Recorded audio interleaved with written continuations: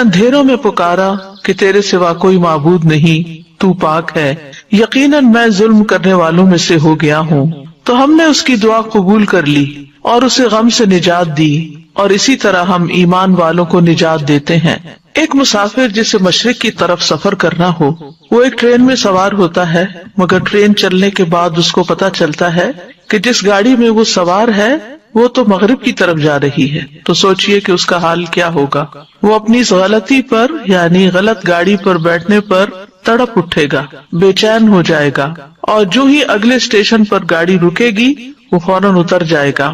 مومن کا بھی یہی حال ہوتا ہے، جب اس سے کوئی ایسی غلطی ہو جاتی ہے جو اسے صراط مستقیم سے ہٹا دیتی ہے، وہ کسی دوسرے راستے پر چل دیتا ہے جو آخرت میں نقصان دینے والا ہے، تو وہ تڑپ اٹھتا ہے، نہایت شرمندہ ہو کر اپنے رب کے حضور گڑ گڑا کر اپنی غلطی کا اعتراف کر کے دوبارہ سیدھے رستے پر آ جاتا ہے۔ مومن وہی ہے جو غلطی کر کے پلٹ آئے، توبہ کر لے، اپنے رب کو راضی کر لے، حتیٰ کہ رب اس سے راضی ہو جائے۔ دعا کی قبولیت کے لیے لازمی شرط ہے کہ آدمی سنجیدگی اور توجہ سے دعا مانگے، پورے دل سے مانگے اور اپنے قول و قرار پر غور کرے، اور جب انسان کے دل اور زبان میں موافقت پیدا ہو جاتی ہے تو دعائیں قبول ہونے لگتی ہیں، مشکلات حل ہو جاتی ہیں، رنج و غم سے نجات مل جاتی ہے۔ وَظَنُّونِ إِذْ ذَهَبَ مُغَاضِبًا فَظَنَّ أَن لَّن نَّقْدِرَ عَلَيْهِ فَنَادَىٰ فِي الظُّلُمَاتِ أَن لَّا إِلَٰهَ إِلَّا أَنتَ لا الہ الا انت سبحانک انی کنت من الظالمین فاستجبنا له ونجیناہ من الغم وکذالک ننجی المؤمنین۔ یہ آیت جو آپ کے سامنے پڑھی گئی ہے، لا الہ الا انت سبحانک، اس آیت کو آیت کریمہ بھی کہا جاتا ہے۔ یہ سورۃ الانبیاء کی آیت نمبر 87 ہے۔ اس میں یونس علیہ السلام کا واقعہ بیان کیا گیا ہے۔ یہ واقعہ اس جگہ کے علاوہ سورۃ صافات اور سورۃ قلم میں بھی بیان کیا گیا ہے۔ اللہ سبحانہ تعالیٰ نے نینوا والوں، جو عراق کا علاقہ ہے، اس میں تقریباً 8ویں صدی قبل مسیح یونس علیہ السلام کو بھیجا۔ آپ نے انہیں اللہ کے دین کی دعوت دی، مگر انہوں نے اسے قبول کرنے سے انکار کرتے ہوئے اپنے کفر پر اصرار کیا۔ یونس علیہ السلام اپنے لوگوں سے ناراض ہو کر چلے گئے اور وعدہ کر گئے کہ 3 دن بعد اللہ کا عذاب آ جائے گا۔ جب ان لوگوں کو یہ بات ثابت ہو گئی اور وہ سمجھ گئے کہ نبی جھوٹ نہیں بولا کرتے، تو وہ اپنے بچوں، چوپایوں، مویشیوں کو لے کر صحرا کی طرف نکل گئے۔ انہوں نے ماں اور ان کے بچوں کو الگ الگ کر دیا، اور پھر اللہ عز و جل کے حضور آہوزاری کی۔ اونٹ اور ان کے بچے بلبلانے لگے، گائیں اور ان کے بچے ڈکرانے لگے، اور بھیڑ بکریاں اور ان کے بچے ممیانے لگے، تو اللہ نے ان سے عذاب کو دور کر دیا۔ یونس علیہ السلام کی قوم سے عذاب ٹل گیا، انہوں نے عذاب اپنی آنکھوں سے دیکھا، لیکن ایمان لانے پر، توبہ کرنے پر، اللہ کی طرف سچے دل سے پلٹنے پر اللہ سبحانہ تعالیٰ نے ان سے عذاب ٹال دیا۔ اللہ تعالیٰ کا فرمان ہے فَلَوْلَا كَانَتْ قَرْيَةٌ آمَنَتْ فَنَفَعَهَا إِيمَانُهَا إِلَّا قَوْمَ يُونُسَ لَمَّا آمَنُوا كَشَفْنَا عَنْهُمْ عَذَابَ الْخِزْيِ فِي الْحَيَاةِ الدُّنْيَا وَمَتَّعْنَاهُمْ إِلَىٰ حِينٍ۔ سو کوئی ایسی بستی کیوں نہ ہوئی جو ایمان لائی ہو، پھر اس کے ایمان لانے نے اسے نفع دیا ہو۔ یونس کی قوم کے سوا جب وہ ایمان لے آئے تو ہم نے ان سے ذلت کا عذاب دنیا کی زندگی میں ہٹا دیا اور انہیں ایک وقت تک سامان دیا۔ جب قوم نے توبہ کر لی تو ان کا عذاب ٹل گیا۔ دوسری طرف یونس علیہ السلام کچھ دور جا کر لوگوں کے ساتھ ساحل سمندر پر ایک کشتی میں سوار ہو گئے۔ جو ہی کشتی میں سوار ہوئے، کشتی ڈگمگانے لگی اور لوگوں کو غرق ہونے کا خطرہ پیدا ہو گیا۔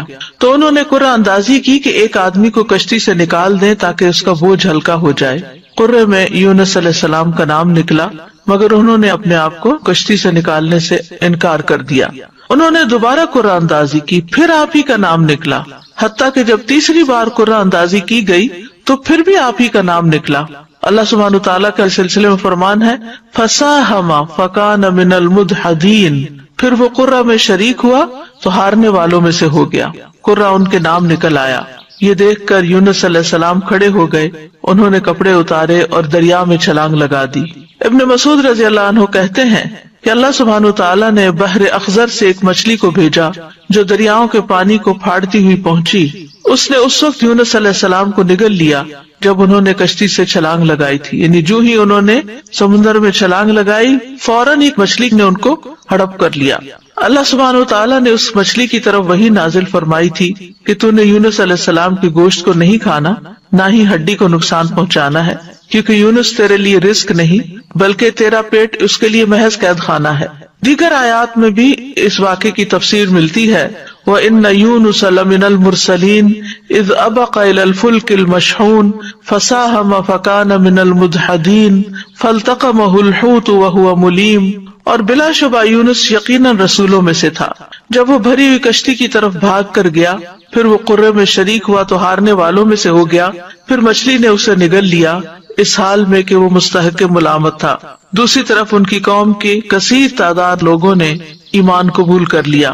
تو بہرحال اس آیت میں اللہ سبحانہ تعالیٰ خوبصورت انداز میں یونس علیہ السلام کا قصہ بیان کرتے ہیں۔ وَذَنُّونَ، اور نون والا، نون عربی میں کہتے ہیں ہوت کو، یعنی مچھلی کو، اس کی جمع ہوتی ہے نینان اور انوان، اور ان کا نام یہ کس لیے پڑا؟ کیونکہ مچھلی نے آپ کو نگل لیا تھا، اور اس نے تو اللہ کے حکم سے ہی نگلا تھا۔ تو اللہ سبحانہ تعالیٰ نے اپنے بندے یونس علیہ السلام کو خوبصورت ذکر اور اچھی تعریف کے ساتھ یاد کیا اور کہا کہ اور مچھلی والا، یعنی یہ بھی ایک پیار کا انداز ہے۔ اذ ذهب مغاضبا، جب وہ غضبناک ہو کے نکلا، یعنی اپنی قوم سے ناراض ہو گیا۔ فظن ان لن نقدر علیہ، تو سمجھا کہ ہم اس پر قدرت نہیں رکھتے، یعنی ہم کیا اس کو سزا دینے پر قادر نہیں، پکڑنے پر قادر نہیں۔ تو انہوں نے کیا کیا؟ جب مچھلی نے نگلا، فنادا فی الظلمات، تو اندھیروں میں اپنے رب ہی کو پکارا، اپنے رب ہی کی طرف رجوع کیا۔ اور اندھیروں سے مراد رات کا اندھیرا، سمندر کا اندھیرا، مچھلی کے پیٹ کا اندھیرا تھا، یعنی اندھیرے پر اندھیرا تھا۔ اور کیا دعا مانگی؟ اللہ الہ الا انت سبحانک انی کنت من الظالمین، کہ تیرے سوا کوئی الہ نہیں، تو پاک ہے، بے شک میں ہی ظالموں میں سے ہوں۔ تو یونس علیہ السلام نے اللہ تعالیٰ کو ان کی کامل الوہیت کا اقرار کرتے ہوئے پکارا، اللہ کی ذات کو ہر نقص، ہر عیب، ہر آفت سے منزہ اور پاک قرار دیا، اور اپنے ظلم اور جرم کا اعتراف کر لیا۔ انی کنت من الظالمین کہہ کر اپنے آپ کو ظالم قرار دیا۔ ظلم جو ہے ایک انسان اور اللہ تعالیٰ کے درمیان ہوتا ہے، دوسرا انسان کا اپنے اور لوگوں کے درمیان ہوتا ہے، تیسرا انسان کا اپنے اور اپنے نفس کے درمیان ظلم کرنا ہوتا ہے۔ تو بہرحال جب انہوں نے اپنی غلطی کا اعتراف کیا تو اللہ تعالیٰ فرماتے ہیں نیکسٹ آیت میں، فَاسْتَجَبْنَا لَهُ، تو ہم نے اس کی دعا قبول کر لی۔ سبحان اللہ، یعنی انہوں نے جو ہی خطا کا اعتراف کیا، اللہ سبحانہ وتعالیٰ ان سے راضی ہو گئے۔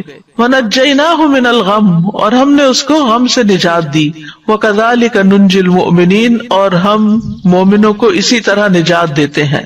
تو یہاں دراصل مومنوں کو ایمان لانے، اس پر ثابت قدم رہنے اور اس دعا کو زیادہ سے زیادہ پڑھنے کی ترغیب دی جا رہی ہے، کیونکہ وہ جان چکے ہیں کہ یونس علیہ السلام کو اس کلمے کی وجہ سے نجات ملی تھی، اور یہ ہر اس مومن کے لیے خوشخبری ہے، وعدہ ہے جو کسی بھی تکلیف اور غم میں مبتلا ہو جائے تو وہ ان الفاظ کے ساتھ اپنے رب کو پکارے تو رب ضرور اس کو اس تکلیف سے نجات دے گا، کیونکہ یہ رب کا وعدہ ہے۔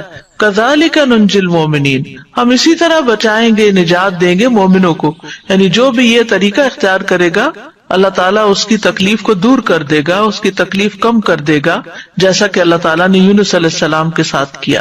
تو اس آیت میں اس بات کی دلیل ہے کہ تحلیل یعنی لا الہ الا اللہ کا پڑھنا اور تسبیح سبحانہ کا پڑھنا ہر غم کو دور کر دیتے ہیں، تکلیفوں اور پریشانیوں سے نجات دیتے ہیں۔ تو جو شخص اللہ کی کتاب پر ایمان لائے اس کے لیے یہی مناسب ہے کہ وہ اس دعا کو سختیوں میں اپنی پناہ گاہ بنائے اور خوشحالی میں اس کو اپنی سواری بنائے، اس وعدے پر بھروسہ کرتے ہوئے جو اللہ نے مومنوں کے ساتھ کیا ہے کہ وہ اس دعا کے پڑھنے والے کو قبولیت میں یونس علیہ السلام کے ساتھ ملا دیں گے، یعنی جیسے ان کو نجات ملی انہیں بھی مل جائے گی۔ یونس علیہ السلام سے ایک خطا ضرور ہوئی، لیکن انہوں نے اس کا اعتراف کیا تو اللہ سبحانہ تعالیٰ نے ان کو دوبارہ چن لیا۔ نبی صلی اللہ علیہ وسلم نے فرمایا کسی شخص کے لیے یہ کہنا جائز نہیں کہ میں یونس بن متیٰ سے بہتر ہوں، کہ میں نے وہ غلطی نہیں کی جو ان سے ہو گئی تھی۔ تو یہ یونس علیہ السلام کی دعا ہے، لا الہ الا انت سبحانک انی کنت من الظالمین نبی صلی اللہ علیہ وسلم نے فرمایا ذوالنون کی دعا جب وہ مچھلی کے پیٹ میں تھے، یعنی لا الہ الا انت سبحانک انی کنت من الظالمین، جب بھی کوئی مسلمان کسی معاملے میں ان الفاظ کے ساتھ اپنے رب سے دعا کرے وہ دعا اس کے لیے ضرور قبول ہوگی، یعنی یہ دعا کی قبولیت کا ذریعہ بھی ہے۔ یہ دکھ دور کرنے والے کلمات ہیں۔ رسول اللہ صلی اللہ علیہ وسلم نے فرمایا کیا میں تمہیں ایسی چیز نہ بتاؤں کہ جب تم میں سے کسی آدمی کو دکھ اور پریشانی اور دنیا کی آزمائشوں میں سے کوئی آزمائش آئے تو وہ اس دعا کو پڑھے تو اس کی تکلیف دور ہو جائے گی؟ تو آپ سے کہا گیا کیوں نہیں؟ آپ نے فرمایا وہ مچھلی والے کی دعا ہے، لا الہ الا انت سبحانک انی کنت من الظالمین، تیرے سوا کوئی الہ نہیں، تو پاک ہے، بے شک میں ہی ظالموں میں سے ہوں۔ طبری کہتے ہیں کہ سلف صالحین ان الفاظ کے ساتھ دعا مانگتے تھے اور اس دعا کو دعائے کرب کہا کرتے تھے، یعنی تکلیف دور کرنے والی دعا کا نام دیتے۔ اور لا الہ الا اللہ جو ہے یہ افضل ترین ذکر ہے، اس کے ذریعے بھی بندے کو پریشانیوں اور غموں سے چھٹکارا ملتا ہے۔ یہاں پر ہم دیکھتے ہیں کہ یونس علیہ السلام کچھ مانگ نہیں رہے، صرف اللہ کی تعریف کر رہے ہیں اور اپنی خطا کا اعتراف کر رہے ہیں۔ تو یاد رکھیے اہل علم کہتے ہیں کہ دعا کی دو قسمیں ہوتی ہیں، ایک دعائے ثنا اور دوسری دعائے طلب۔ ایک ہے اللہ تعالیٰ کی تعریف پر مبنی دعا اور دوسری درخواست، یعنی کچھ مانگنا اللہ سبحانہ وتعالیٰ سے یا طلب کرنا۔ تو دعائے ثنا کیا ہوتی ہے؟ جیسے یہ ہے لا الہ الا انت سبحانک انی کنت من الظالمین، اور جیسے لا الہ الا اللہ وحدہ لا شریک لہ لہ الملک ولہ الحمد وہو علی کل شیء قدیر، یہ عرفہ کے دن کی دعا ہے۔ اسی طرح ایوب علیہ السلام نے جو دعا کی تھی انی مسنی الضر وانت ارحم الراحمین، یہ بھی اللہ تعالیٰ کی حمد و ثنا ہے۔ اور دعائے طلب کیا ہے؟ جس میں انسان اللہ کا ذکر اور تعریف کر کے اس سے کچھ مانگتا ہے، یعنی اسپیسیفک دعا کرتا ہے۔ تو اس دعا میں ایک طرف لا الہ الا انت سبحانک ہے اور دوسری طرف اپنی خطا کا ارتکاب ہے۔ یاد رکھیے کہ نبی صلی اللہ علیہ وسلم سے اس دعا کی کوئی محدود گنتی وارد نہیں ہوئی۔ یونس علیہ السلام کے بارے میں بھی نہیں پتہ چلتا کہ انہوں نے کتنی دفعہ اس کو پڑھا، لیکن انہوں نے ایک دفعہ بھی جب اس کو پڑھا ہوگا پوری تڑپ کے ساتھ، پوری شدت کے ساتھ، تو اللہ سبحانہ وتعالیٰ نے ان کی دعا قبول کر لی۔ تو اس لیے لازم اپنے اوپر نہ کیجئے کہ 1.25 لاکھ دفعہ ہی ضرور اس کو پڑھنا ہے یا 100 دفعہ ہی ضرور پڑھنا ہے۔ جتنی دفعہ چاہے آپ پڑھیں، چاہے 1,00,000 دفعہ پڑھیں، چاہے 100 دفعہ پڑھیں، لیکن پابندی اس کی ضروری نہیں کہ اتنا پڑھیں گے تو دعا قبول ہوگی۔ اصل چیز ہے وہ جذبہ، وہ اخلاص، وہ شوق، وہ تڑپ جس کے ساتھ انسان دعا مانگتا ہے۔ تو اس دعا کے اوپر آپ غور کریں تو اس میں سب سے پہلے لا الہ الا اللہ ہے جو کمال توحید کا بیان ہے، اور دوسرا پھر سبحانہ ہے جو کمال پاکیزگی کا اظہار ہے کہ اللہ تعالیٰ ہر عیب اور برائی سے پاک ہے، اور تیسرے اپنی غلطیوں کا اعتراف ہے۔ یعنی یہ 3 ایسی بہترین چیزیں اکٹھی ہو گئی ہیں کہ جس کی وجہ سے دعا قبول ہوتی ہے۔ اور پھر اس میں ان چیزوں کو دراصل وسیلہ بنایا گیا، اللہ کی توحید کا اقرار کر کے اس کو لا الہ الا اللہ کو وسیلہ بنایا گیا، تسبیح پڑھ کر وسیلہ بنایا گیا، انی کنت من الظالمین اپنی عبودیت کا اقرار کیا گیا اور اپنی غلطی کا اعتراف کیا گیا۔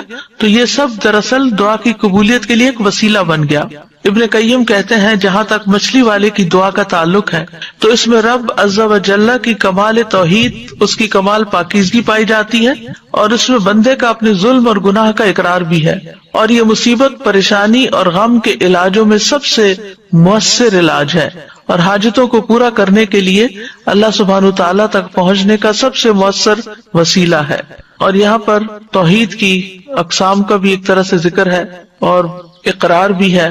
توحید کا اقرار جو ہے یہ دراصل انسان کو رب کے آگے جھکا دیتا ہے، اس سے اللہ تعالیٰ کی عظمت کا احساس انسان کے دل میں آتا ہے، اور پھر تسبیح پڑھ کر انسان اللہ سبحانہ تعالیٰ کو انتہائی پاکیزہ قرار دیتا ہے جو کہ اس کے شایان شان ہے، اور اپنے اوپر غلطی کو لیتا ہے اور خود اپنے رب کی طرف رجوع کرتا ہے۔ اور اس میں ہم دیکھتے ہیں کہ بہت لطیف طریقے سے ظلم پر معافی کی درخواست ہے۔ انہوں نے اپنی ذات پر اپنے ظلم کا ذکر کیا، جو ظلم کی تیسری قسم ہے نا، یعنی ظلم اور انسان کا اپنا نفس۔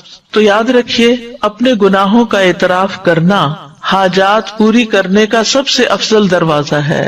اللہ عظیم ہے، کریم ہے، اس کے آگے مسکین بن جائے، اس کے آگے فقیر بن جائے، اور ساری قوتوں کا مالک، قدرت کا مالک اسی کو سمجھیں اور پھر اپنے رب کو تڑپ کر پکاریں تو انشاءاللہ دعا قبول ہوگی، غم دور ہو جائیں گے، حاجات پوری ہو جائیں گی انشاءاللہ۔ ہم دیکھتے ہیں کہ سید الاستغفار جو ہے اس میں بھی انسان اپنی بندگی اور گناہوں کا اعتراف کرتا ہے اور اللہ تعالیٰ کی الوہیت کا، اللہم انت ربی لا الہ الا انت خلقتنی، اے اللہ آپ میرے رب ہیں، آپ کے علاوہ کوئی معبود نہیں، آپ نے مجھے پیدا کیا ہے، میں آپ کا بندہ ہوں۔ تو بہرحال اس میں یہ جو لا الہ الا اللہ ہے، اس دعا کے اندر لا الہ الا انت، یہ ایمان کی افضل ترین شاخ ہے۔ حدیث میں آتا ہے ایمان کی 70 یا 60 سے اوپر کچھ شاخیں ہیں، جن میں سب سے افضل لا الہ الا اللہ کہنا ہے۔ ایک اور جگہ پر آتا ہے افضل ذکر لا الہ الا اللہ ہے۔ سچے دل سے لا الہ الا اللہ پڑھا جائے تو آسمان کے دروازے کھل جاتے ہیں، یہ اللہ کی رحمت پانے کا سبب بھی ہے۔ نبی کریم صلی اللہ علیہ وسلم کی شفاعت دلانے والا کلمہ ہے۔ رسول اللہ صلی اللہ علیہ وسلم نے فرمایا قیامت کے دن میری شفاعت کی سعادت سب سے زیادہ حاصل ہوگی اسے جس نے لا الہ الا اللہ خلوص دل سے کہا، یعنی سب سے زیادہ میری شفاعت کی سعادت اس کو ملے گی جو سچے دل سے لا الہ الا اللہ کہتا ہے۔ پھر یہ لا الہ الا اللہ مصائب سے نجات دلانے والا کلمہ ہے۔ نبی صلی اللہ علیہ وسلم نے فرمایا جس نے لا الہ الا اللہ کہا تو ایک دن یہ کلمہ اسے مصیبتوں سے ضرور نجات دلائے گا، اس سے پہلے جو ہو چکا وہ ہو چکا۔ پھر جنت میں لے جانے والا کلمہ ہے من مات وهو يعلم انه لا الہ الا اللہ دخل الجنہ، جو شخص اس حال میں فوت ہوا کہ وہ جانتا تھا کہ اللہ کے سوا کوئی الہ نہیں، وہ جنت میں داخل ہوگا۔ ایک اور حدیث کے مطابق اس کلمے کی وجہ سے انسان کو آگ سے نکال لیا جائے گا، اور مرنے والے کو خاص طور پر اس کی تلقین کرنی چاہیے۔ نبی صلی اللہ علیہ وسلم نے فرمایا اپنے مرنے والوں کو لا الہ الا اللہ کی تلقین کیا کرو، کیونکہ جو شخص لا الہ الا اللہ پڑھتا ہے تو پھر جنت میں جانے سے اسے کوئی چیز روک نہیں سکتی۔ پھر سبحانہ کا جو ہے یہ تسبیح ہے، تسبیح سے تقدیر بدل جاتی ہے۔ اہل علم کا کہنا ہے میں نے قرآن میں تسبیح کو تلاش کیا تو میں نے ایک عجیب چیز پائی، میں نے پایا کہ تسبیح تقدیر کو ٹال دیتی ہے، جیسا کہ یونس علیہ السلام کے واقعے میں ہے۔ اللہ تعالیٰ فرماتے ہیں فلولا انہ کان من المسبحین للبث فی بطنہ الی یوم یبعثون، پھر اگر یہ بات نہ ہوتی کہ بے شک وہ تسبیح کرنے والوں میں سے تھا تو یقیناً اس کے پیٹ میں اس دن تک رہتا جس میں لوگ اٹھائے جائیں گے۔ یعنی اگر یونس علیہ السلام یہ تسبیح نہ پڑھتے تو قیامت تک مچھلی کے پیٹ میں رہتے۔ تو اس سے پتہ چلتا ہے کہ تسبیح کا مقام بہت عظیم ہے اور اتنا مؤثر اور اس درجے تک پہنچا ہوا ہے کہ اللہ تعالیٰ نے اس کی وجہ سے تقدیر کو تبدیل کر دیا، جیسا کہ یونس علیہ السلام کے اس واقعے میں ہم دیکھ رہے ہیں۔ داؤد علیہ السلام کے ساتھ پہاڑ اور پرندے بھی تسبیح کرتے تھے، ان کے ساتھ ساتھ دہراتے تھے۔ سورۃ الانبیاء میں آتا ہے وَسَخَّرْنَا مَعَ دَاوُودَ الْجِبَالَ يُسَبِّحْنَ وَالطَّيْرَ، ہم نے داؤد کے ساتھ پہاڑوں کو مسخر کر دیا جو تسبیح کرتے تھے۔ زمین آسمان کی تمام مخلوقات تسبیحات کرتی ہیں۔ سورۃ النور میں آتا ہے الم تر ان اللہ یسبح لہ من فی السماوات والارض، کیا آپ نے نہیں دیکھا کہ بے شک اللہ کی تسبیح کرتے ہیں جو آسمانوں اور زمین میں ہیں۔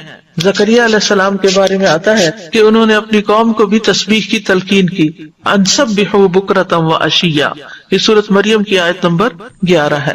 موسیٰ علیہ السلام کی دعا میں بھی ہم دیکھتے ہیں وہ کہتے ہیں وَاجْعَل لِّي وَزِيرًا مِّنْ أَهْلِي هَارُونَ أَخِي أُشْدُدْ بِهِ أَزْرِي وَأَشْرِكْهُ فِي أَمْرِي كَيْ نُسَبِّحَكَ كَثِيرًا وَنَذْكُرَكَ كَثِيرًا، اور میرے لیے میرے گھر والوں میں سے ایک بوجھ ہٹانے والا بنا دے، ہارون کو جو میرا بھائی ہے، اس کے ساتھ میری پشت مضبوط کر دے اور اسے میرے کام میں شریک کر دے تاکہ ہم تیری بہت زیادہ تسبیح کریں، یعنی مل کے تیری تسبیح کریں۔ اہل جنت بھی اللہ تعالیٰ کی تسبیح کریں گے۔ جنت والوں کا تذکرہ کرتے ہوئے اللہ تعالیٰ فرماتے ہیں دعواہم فیہا سبحانک اللہم وتحیتہم فیہا سلام، ان کی دعا ان میں یہ ہوگی پاک ہے تو اے اللہ، اور ان کی آپس کی بات ان باغات میں سلام ہوگی، یعنی جہاں سے جو گزرے گا دیکھے گا ایک دوسرے کو ملے گا تو سلام کرے گا۔ فرشتے بھی اپنے رب کی تسبیح کرتے ہیں والملائکۃ یسبحون بحمد ربہم ویستغفرون لمن فی الارض، فرشتے اپنے رب کی حمد کے ساتھ تسبیح کرتے ہیں اور ان لوگوں کے لیے بخشش کی دعا کرتے ہیں جو زمین میں ہیں۔ تسبیح کے بہت سے فائدے بھی ہیں. اللہ کے ہاں قربت اور فضیلت پانے کا آسان راستہ ہے. رسول اللہ صلی اللہ علیہ وسلم نے فرمایا، تم لوگ اللہ کی عظمت کا جو ذکر کرتے ہو، یعنی تسبیح، تحلیل اور تحمید کے الفاظ کہتے ہو، وہ عرش کے ارد گرد چکر لگاتے ہیں. ان کلمات کی ایسی بھنبھناہٹ ہوتی ہے جیسے شہد کی مکھیوں کی بھنبھناہٹ. وہ کلمات اپنے ذکر کرنے والے کی اللہ کے ہاں یاد دلاتے ہیں. کیا تم میں سے کوئی نہیں چاہتا کہ اس کے لیے کوئی ایسا ہو یا ہمیشہ اللہ کے ہاں اس کی یاد دلائی جاتی رہے؟ تو تسبیح سے یہ چیز ہوتی ہے. پھر دل کی گھٹن اور تنگی کا علاج بھی ہے. قرآن مجید میں آتا ہے، وَلَقَدْ نَعْلَمُ أَنَّكَ يَضِيقُ صَدْرُكَ بِمَا يَقُولُونَ فَسَبِّحْ بِحَمْدِ رَبِّكَ وَكُن مِّنَ السَّاجِدِينَ وَاعْبُدْ رَبَّكَ حَتَّى يَأْتِيَكَ الْيَقِينُ. اور بلا شبہ یقیناً ہم جانتے ہیں کہ بے شک تیرا سینہ اس سے تنگ ہوتا ہے جو وہ کہتے ہیں، بس اپنے رب کی حمد کے ساتھ تسبیح کرو اور سجدہ کرنے والوں میں شامل ہو جاؤ اور اپنے رب کی عبادت کرو یہاں تک کہ تیرے پاس یقین آ جائے. پھر اسی طرح پریشانی، ڈر اور خوف دور کرنے کا ذریعہ ہے. رسول اللہ صلی اللہ علیہ وسلم نے فرمایا، جو رات سے خوف کھائے کہ وہ اسے پریشان کرے گی، یا مال خرچ کرنے سے بخل کرے، یا دشمن سے مقابلہ کرنے سے ڈرے، تو اسے چاہیے کہ وہ اس قول کی کثرت کر دے، سبحان اللہ و بحمدہ، کیونکہ یہ اللہ کے نزدیک سونے کا پہاڑ اللہ عز و جل کے راستے میں خرچ کرنے سے زیادہ محبوب ہے. اور کس کے پاس سونے کا پہاڑ ہے ہمارے ہاں، لیکن اگر ہم یہ تسبیح پڑھتے ہیں تو انشاءاللہ اتنا بڑا اجر و ثواب ملے گا. پھر اسی طرح تسبیح کو صدقہ بھی کہا گیا. نبی صلی اللہ علیہ وسلم نے فرمایا، تم میں جو آدمی صبح کرتا ہے تو اس کے ہر جوڑ پر صدقہ لازم ہے. تو ہر مرتبہ سبحان اللہ کہنا صدقہ ہے، ہر مرتبہ الحمدللہ کہنا صدقہ ہے، اور ہر مرتبہ لا الہ الا اللہ کہنا صدقہ ہے، ہر مرتبہ اللہ اکبر کہنا صدقہ ہے. نیکی کا حکم دینا صدقہ ہے اور برائی سے روکنا بھی صدقہ ہے. تو اس طرح انسان کی 360 جوڑوں کے صدقات ان تسبیحات سے بھی ادا ہو جاتے ہیں. پھر اسی طرح سبحان اللہ کے ذریعے نیکیاں ملتی ہیں، گناہ مٹ جاتے ہیں. سعد رضی اللہ عنہ کہتے ہیں، ہم رسول اللہ صلی اللہ علیہ وسلم کے پاس تھے تو آپ نے فرمایا، کیا تم میں سے کوئی ہر دن 1000 نیکیاں کمانے سے عاجز ہے؟ آپ کے پاس بیٹھے لوگوں میں سے کسی نے پوچھا، ہم میں کوئی آدمی 1000 نیکیاں کیسے کما سکتا ہے؟ آپ نے فرمایا، جو آدمی 100 مرتبہ سبحان اللہ پڑھتا ہے اس کے لیے 1000 نیکیاں لکھی جاتی ہیں یا اس کی 1000 خطائیں مٹا دی جاتی. پھر اسی طرح رسول اللہ صلی اللہ علیہ وسلم نے فرمایا، جو شخص سبحان اللہ و بحمدہ ایک دن میں 100 بار کہے تو اس کے گناہ معاف کر دیے جاتے ہیں، اگرچہ وہ سمندر کی جھاگ کے برابر ہی کیوں نہ ہو. یہ صحیح مسلم کی روایت ہے. ایک بار تسبیح پڑھنے سے زمین و آسمان بھر جاتے ہیں.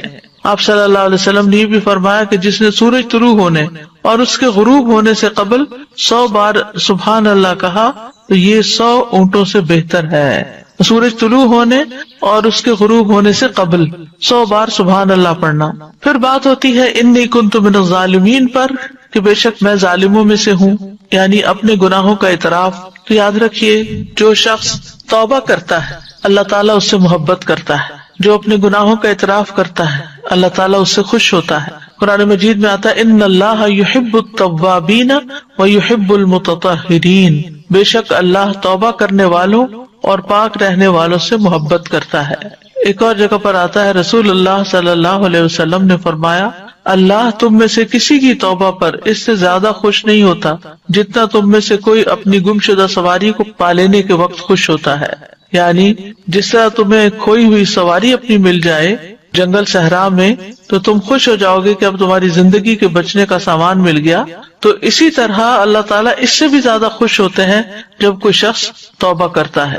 پھر توبہ کرنے سے انسان کے گناہ معاف ہو جاتے ہیں. نبی صلی اللہ علیہ وسلم نے فرمایا، اگر تم اتنے گناہ کرو کہ تمہارے گناہ آسمان تک پہنچ جائیں، پھر تم توبہ کرو تو اللہ تعالیٰ تمہیں معاف کر دے گا.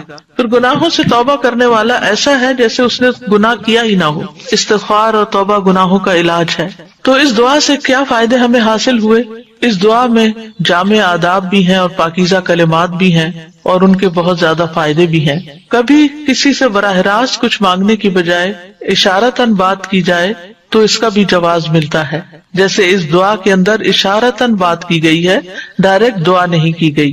پھر یہ کہ کچھ اللہ سبحانہ وتعالیٰ سے مانگتے ہوئے دعا کے آداب اور قبولیت کے اسباب کو بھی ملحوظ رکھنا چاہیے، اور وہ اس دعا میں جمع ہو گئے ہیں۔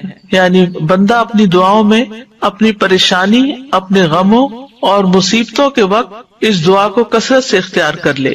دعا میں اللہ کی توحید کا ذکر کیا جائے۔ تسبیح تکلیفوں اور پریشانیوں سے نجات کا سبب ہے۔ توحید، ایمان اور گناہوں کا اعتراف دنیا اور آخرت کی ہلاکتوں سے بچانے والا ہے۔ گناہ نعمتوں کے زوال اور عذاب کے حصول کا سبب ہے، یعنی نعمتوں کے زائل ہونے اور عذابوں کے حاصل ہونے کا، مصیبتوں کے آنے کا سب سے بڑا جو سبب ہے وہ انسان کے اپنے ہی گناہ ہیں۔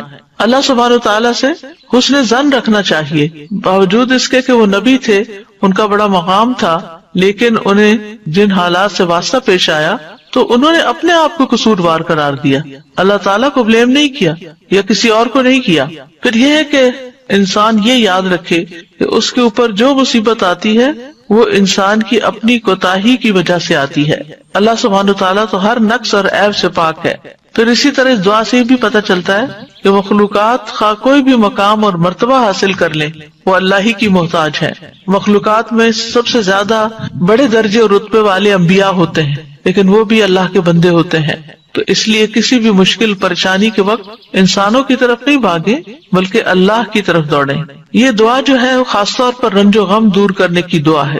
پہلی بات تو یہ یاد رکھنی چاہیے کہ انسان کمزور پیدا کیا گیا، وَخُلِقَ الْإِنسَانُ ضَعِيفًا، اس کو تکبر زیب بھی نہیں دیتا کہ وہ جھوٹ موٹ بڑا بن کے رہے۔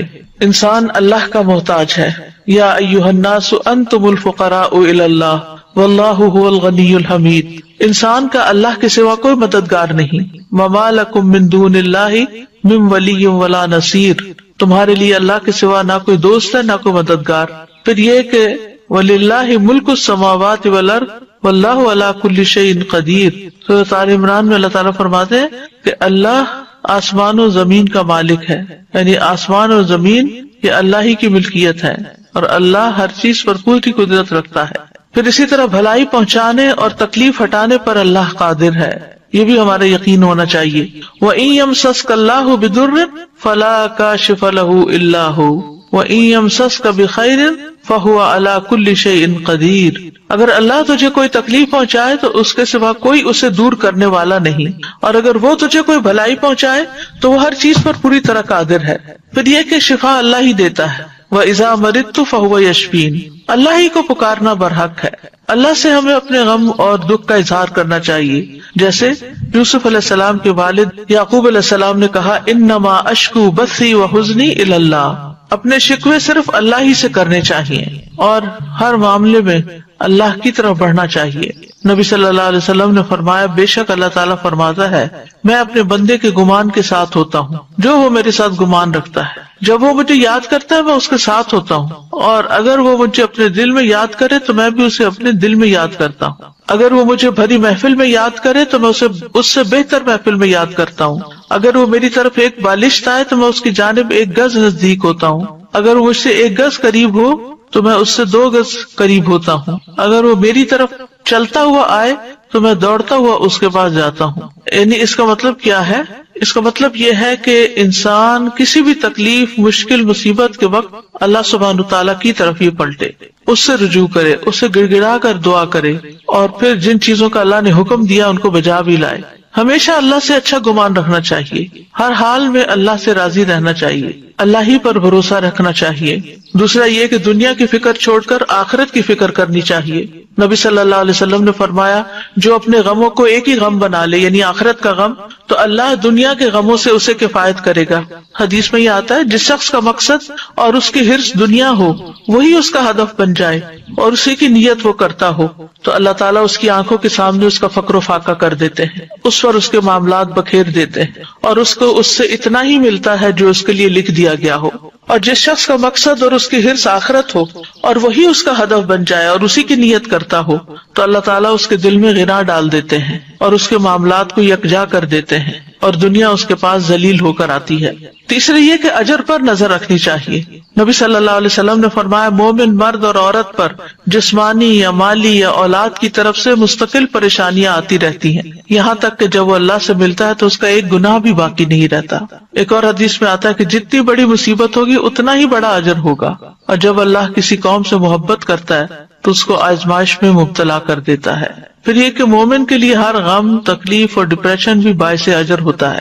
نبی صلی اللہ علیہ وسلم نے فرمایا کسی مومن آدمی کے پاس جب کوئی تکلیف یا ایذا، بیماری یا رنج، یہاں تک کہ اگر اسے کوئی فکر ہی ہو تو اس سے اس کے گناہوں کا کفارہ کر دیا جاتا ہے۔ پھر اسی طرح آپ نے فرمایا کہ مسلمان کو جو بھی تکلیف پہنچتی ہے تو وہ اس کے گناہوں کا کفارہ ہو جاتی ہے، یہاں تک کہ چوٹ بھی اسے لگتی ہے یا اسے کوئی کانٹا بھی چبھتا ہے تو وہ بھی اس کے گناہوں کا کفارہ ہو جاتا ہے۔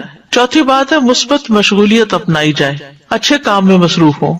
رسول اللہ صلی اللہ علیہ وسلم نے فرمایا وہ لوگ اللہ کو زیادہ محبوب ہیں جو دوسرے لوگوں کے لیے زیادہ فائدہ مند ہوں، اور اللہ عز و جل کے ہاں سب سے زیادہ پسندیدہ اعمال یہ ہیں: نمبر 1 کسی مسلمان کو خوش کرنا، نمبر 2 اس سے کوئی تکلیف دور کرنا، نمبر 3 اس کا قرضہ چکانا، نمبر 4 اسے کھانا کھلانا، نمبر 5 اور مجھے کسی بھائی کی ضرورت پوری کرنے کے لیے اس کے ساتھ چلنا اس مسجد میں 1 مہینہ اعتکاف کرنے سے زیادہ محبوب ہے، اور جس نے اپنے غصے کو روک لیا اللہ اس کی خامیوں پر پردہ ڈال دے گا۔ پھر دوسروں کی پریشانیاں حل کرنے سے انسان کی اپنی پریشانیاں دور ہوتی ہیں۔ حدیث میں آتا ہے جو اپنے بھائی کی مدد میں لگا رہتا ہے اللہ اس کی مدد میں لگ جاتا ہے۔ 5ویں چیز ہے کثرت سے اللہ کا ذکر کرنا، کیونکہ اللہ کے ذکر سے دلوں کو اطمینان ملتا ہے، غم، دکھ، پریشانیاں دور ہوتی ہیں۔ اللہ کا ذکر زندگی دیتا ہے، ذکر سے قوت ملتی ہے۔ اللہ کا ذکر پریشانی سے نجات کا باعث بنتا ہے، شیطانی حملوں سے بچاؤ کا مضبوط قلعہ ہے۔ ذکر کے کچھ فائدے امام ابن قیم نے اپنی کتاب الوابل الصیب میں کیے ہیں۔ نمبر 1 یہ شیطان کو بھگا دیتا ہے، اس کا قلع کما کرتا ہے، اس کی قوت کو توڑ دیتا ہے۔ نمبر 2 یہ رحمان عز و جل کو راضی کرتا ہے۔ نمبر 3 یہ دل سے غم اور پریشانی کو دور کرتا ہے۔ نمبر 4 یہ دل کے لیے فرحت، مسرت اور خوشی کھینچ لاتا ہے۔ نمبر 5 یہ دل اور جسم کو طاقت بخشتا ہے۔ نمبر 6 یہ دل اور چہرے کو منور کرتا ہے۔ نمبر 7 یہ دل کو کھینچ لاتا ہے۔ نمبر 8 یہ ذکر کرنے والے کو روب، حلاوت اور تازگی کا لباس پہناتا ہے۔ تو یہ ہیں کچھ فائدے جو انہوں نے مشاہدات سے اخذ کیے ہیں۔ اس سے یہ پتہ چلتا ہے کہ پریشانیوں میں انسان کو اللہ ہی کی طرف رجوع کر کے اللہ ہی کے ذکر کی کثرت کرنی چاہیے، اور پھر نماز سے بھی مدد حاصل کی جائے، کیونکہ نماز سے مدد لینے سے خوف اور غم دور ہو جاتے ہیں۔ نماز اللہ سبحانہ وتعالیٰ کے قریب ہونے کا بہترین ذریعہ ہے۔ غم اور پریشانی میں نماز کا سہارا لینا چاہیے۔ نمازوں کی حفاظت کرنے سے اللہ کی حفاظت ملتی ہے، خصوصاً فجر کی نماز کی حفاظت کرنے والا اللہ کی حفاظت میں ہوتا ہے۔ چاشت کی 4 رکعت پڑھنا دن بھر کے لیے کافی ہو جاتی ہے۔ 7ویں چیز اس سے بڑی مصیبت کو یاد کرنا، یعنی جب کوئی مصیبت آئے تو سوچے کہ اس سے بڑی بھی آ سکتی تھی، تو دل میں شکر پیدا ہوگا، اور جو شکر ادا کرتا ہے اللہ تعالیٰ اس کی نعمت کو محفوظ رکھتے ہیں اور اس کو اس سے بھی بہتر عطا کرتے ہیں۔ پھر یہ کہ اپنے سے نیچے والوں کو دیکھا جائے، انبیاء کی آزمائشوں تکلیفوں کے بارے میں جانا جائے تاکہ ہمیں اپنی تکلیفیں بہت بڑی نہ لگے۔ کرنے کے کچھ کام ہیں، ایک تو یہی آیت کریمہ ہے، پھر دوسری اللہ اللہ ربی لا اشرک بہ شیئا، پھر لا الہ الا اللہ العظیم الحلیم، لا الہ الا اللہ رب العرش العظیم، لا الہ الا اللہ رب السماوات و رب الارض و رب العرش الکریم۔ پھر ہم و غم سے پناہ مانگنے کی دعا، اللہم انی اعوذ بک من الہم والحزن والعجز والکسل والبخل والجبن ودلع الدین وغلبۃ الرجال۔ اے اللہ میں تیری پناہ مانگتا ہوں دکھ، غم، عاجزی، سستی، بخل، بزدلی، قرض کے بوجھ اور لوگوں کے اپنے اوپر غلبے سے۔ انس بن مالک کہتے ہیں نبی صلی اللہ علیہ وسلم کو جب کوئی انتہائی پریشان معاملہ آتا تو آپ فرماتے یا حی یا قیوم برحمتک استغیث، اے زندہ اور اے قائم رہنے والے میں تیری رحمت کے وسیلے سے فریاد کرتا ہوں۔ اور اس دعا کو تو دعائے کرب کہا گیا ہے یا دعوات المکروب جس کو کہتے ہیں۔ اللہم رحمتک ارجو فلا تکلنی الی نفسی طرفۃ عین وَأَصْلِحْ لِي شَأْنِي كُلَّهُ لَا إِلَٰهَ إِلَّا أَنْتَ۔ پھر گھبراہٹ کے وقت کی دعا ہے اعوذ بکلمات اللہ التامۃ من غضبہ وشر عبادہ ومن ھمزات الشیاطین وان یحضرون۔ اور کرنے کے کام یہ ہے یونس علیہ السلام کی یہ دعا کثرت سے پڑھیں، یعنی کوئی دن زندگی کا ایسا نہ جائے کہ جس میں یہ دعا نہ پڑھی جائے۔ دوسرا یہ کہ مشکلات میں اللہ کی طرف رجوع کرے اور سچے دل سے رجوع کرے اور اللہ ہی سے دعائیں مانگے۔ پھر یہ کہ اپنی غلطیوں گناہوں کا اعتراف کرتے ہوئے اخلاص کے ساتھ توبہ کرے، یعنی سچائی سے دعا کرے، اخلاص سے کام لیتے ہوئے، اور اللہ سے اچھی امیدیں رکھے۔ اللہ سبحانہ وتعالی ہم سب کے غم، دکھ، پریشانیاں اور مشکلات دور فرما دے۔ وآخر دعوانا ان الحمد للہ رب العالمین۔ سبحانک اللہم وبحمدک اشہد ان لا الہ الا انت استغفرک واتوب الیک۔ السلام علیکم ورحمۃ اللہ وبرکاتہ۔ اور مچھلی والے کو جب وہ غصے سے بھرا ہوا چلا گیا، بس اس نے سمجھا کہ ہم اس پر گرفت نہ کریں گے، تو اس نے اندھیروں میں پکارا کہ تیرے سوا کوئی معبود نہیں، تو پاک ہے، یقیناً میں ظلم کرنے والوں میں سے ہو گیا ہوں۔ تو ہم نے اس کی دعا قبول کر لی اور اسے غم سے نجات دی، اور اسی طرح ہم ایمان والوں کو نجات دیتے ہیں۔ ایک مسافر جسے مشرق کی طرف سفر کرنا ہو، وہ ایک ٹرین میں سوار ہوتا ہے، مگر ٹرین چلنے کے بعد اس کو پتہ چلتا ہے کہ جس گاڑی میں وہ سوار ہے وہ تو مغرب کی طرف جا رہی ہے، تو سوچئے کہ اس کا حال کیا ہوگا۔ وہ اپنی اس غلطی پر، یعنی غلط گاڑی پر بیٹھنے پر تڑپ اٹھے گا، بے چین ہو جائے گا، اور جو ہی اگلے اسٹیشن پر گاڑی رکے گی وہ فوراً اتر جائے گا۔ مومن کا بھی یہی حال ہوتا ہے، جب اس سے کوئی ایسی غلطی ہو جاتی ہے جو اسے صراط مستقیم سے ہٹا دیتی ہے، وہ کسی دوسرے راستے پر چل دیتا ہے جو آخرت میں نقصان دینے والا ہے، تو وہ تڑپ اٹھتا ہے، نہایت شرمندہ ہو کر اپنے رب کے حضور گڑ گڑا کر اپنی غلطی کا اعتراف کر کے دوبارہ سیدھے رستے پر آ جاتا ہے۔ مومن وہی ہے جو غلطی کر کے پلٹ آئے، توبہ کر لے، اپنے رب کو راضی کر لے، حتیٰ کہ رب اس سے راضی ہو جائے۔ دعا کی قبولیت کے لیے لازمی شرط ہے کہ آدمی سنجیدگی اور توجہ سے دعا مانگے، پورے دل سے مانگے اور اپنے قول و قرار پر غور کرے، اور جب انسان کے دل اور زبان میں موافقت پیدا ہو جاتی ہے تو دعائیں قبول ہونے لگتی ہیں، مشکلات حل ہو جاتی ہیں، رنج و غم سے نجات مل جاتی ہے۔ وَظَنُّونِ إِذْ ذَهَبَ مُغَاضِبًا فَظَنَّ أَن لَّن نَّقْدِرَ عَلَيْهِ فَنَادَىٰ فِي الظُّلُمَاتِ أَن لَّا إِلَٰهَ إِلَّا أَنتَ لا الہ الا انت سبحانک انی کنت من الظالمین فاستجبنا له ونجیناہ من الغم وکذالک ننجی المؤمنین۔ یہ آیت جو آپ کے سامنے پڑھی گئی ہے، لا الہ الا انت سبحانک، اس آیت کو آیت کریمہ بھی کہا جاتا ہے۔ یہ سورۃ الانبیاء کی آیت نمبر 87 ہے۔ اس میں یونس علیہ السلام کا واقعہ بیان کیا گیا ہے۔ یہ واقعہ اس جگہ کے علاوہ سورۃ صافات اور سورۃ قلم میں بھی بیان کیا گیا ہے۔ اللہ سبحانہ تعالیٰ نے نینوا والوں، جو عراق کا علاقہ ہے، اس میں تقریباً 8ویں صدی قبل مسیح یونس علیہ السلام کو بھیجا۔ آپ نے انہیں اللہ کے دین کی دعوت دی، مگر انہوں نے اسے قبول کرنے سے انکار کرتے ہوئے اپنے کفر پر اصرار کیا۔ یونس علیہ السلام اپنے لوگوں سے ناراض ہو کر چلے گئے اور وعدہ کر گئے کہ 3 دن بعد اللہ کا عذاب آ جائے گا۔ جب ان لوگوں کو یہ بات ثابت ہو گئی اور وہ سمجھ گئے کہ نبی جھوٹ نہیں بولا کرتے، تو وہ اپنے بچوں، چوپایوں، مویشیوں کو لے کر صحرا کی طرف نکل گئے۔ انہوں نے ماں اور ان کے بچوں کو الگ الگ کر دیا اور پھر اللہ عز و جل کے حضور آہوزاری کی۔ اونٹ اور ان کے بچے بلبلانے لگے، گائیں اور ان کے بچے ڈکرانے لگے، اور بھیڑ بکریاں اور ان کے بچے ممیانے لگے، تو اللہ نے ان سے عذاب کو دور کر دیا۔ یونس علیہ السلام کی قوم سے عذاب ٹل گیا، انہوں نے عذاب اپنی آنکھوں سے دیکھا، لیکن ایمان لانے پر، توبہ کرنے پر، اللہ کی طرف سچے دل سے پلٹنے پر اللہ سبحانہ تعالیٰ نے ان سے عذاب ٹال دیا۔ اللہ تعالیٰ کا فرمان ہے فَلَوْلَا كَانَتْ قَرْيَةٌ آمَنَتْ فَنَفَعَهَا إِيمَانُهَا إِلَّا قَوْمَ يُونُسَ لَمَّا آمَنُوا كَشَفْنَا عَنْهُمْ عَذَابَ الْخِزْيِ فِي الْحَيَاةِ الدُّنْيَا وَمَتَّعْنَاهُمْ إِلَىٰ حِينٍ۔ سو کوئی ایسی بستی کیوں نہ ہوئی جو ایمان لائی ہو، پھر اس کے ایمان لانے نے اسے نفع دیا ہو۔ یونس کی قوم کے سوا جب وہ ایمان لے آئے تو ہم نے ان سے ذلت کا عذاب دنیا کی زندگی میں ہٹا دیا اور انہیں ایک وقت تک سامان دیا۔ جب قوم نے توبہ کر لی تو ان کا عذاب ٹل گیا۔ دوسری طرف یونس علیہ السلام کچھ دور جا کر لوگوں کے ساتھ ساحل سمندر پر ایک کشتی میں سوار ہو گئے۔ جو ہی کشتی میں سوار ہوئے کشتی ڈگمگانے لگی اور لوگوں کو غرق ہونے کا خطرہ پیدا ہو گیا، تو انہوں نے قرعہ اندازی کی کہ ایک آدمی کو کشتی سے نکال دیں تاکہ اس کا بوجھ ہلکا ہو جائے۔ قرعے میں یونس علیہ السلام کا نام نکلا، مگر انہوں نے اپنے آپ کو کشتی سے نکالنے سے انکار کر دیا۔ انہوں نے دوبارہ قرعہ اندازی کی، پھر آپ ہی کا نام نکلا، حتیٰ کہ جب تیسری بار قرعہ اندازی کی گئی تو پھر بھی آپ ہی کا نام نکلا۔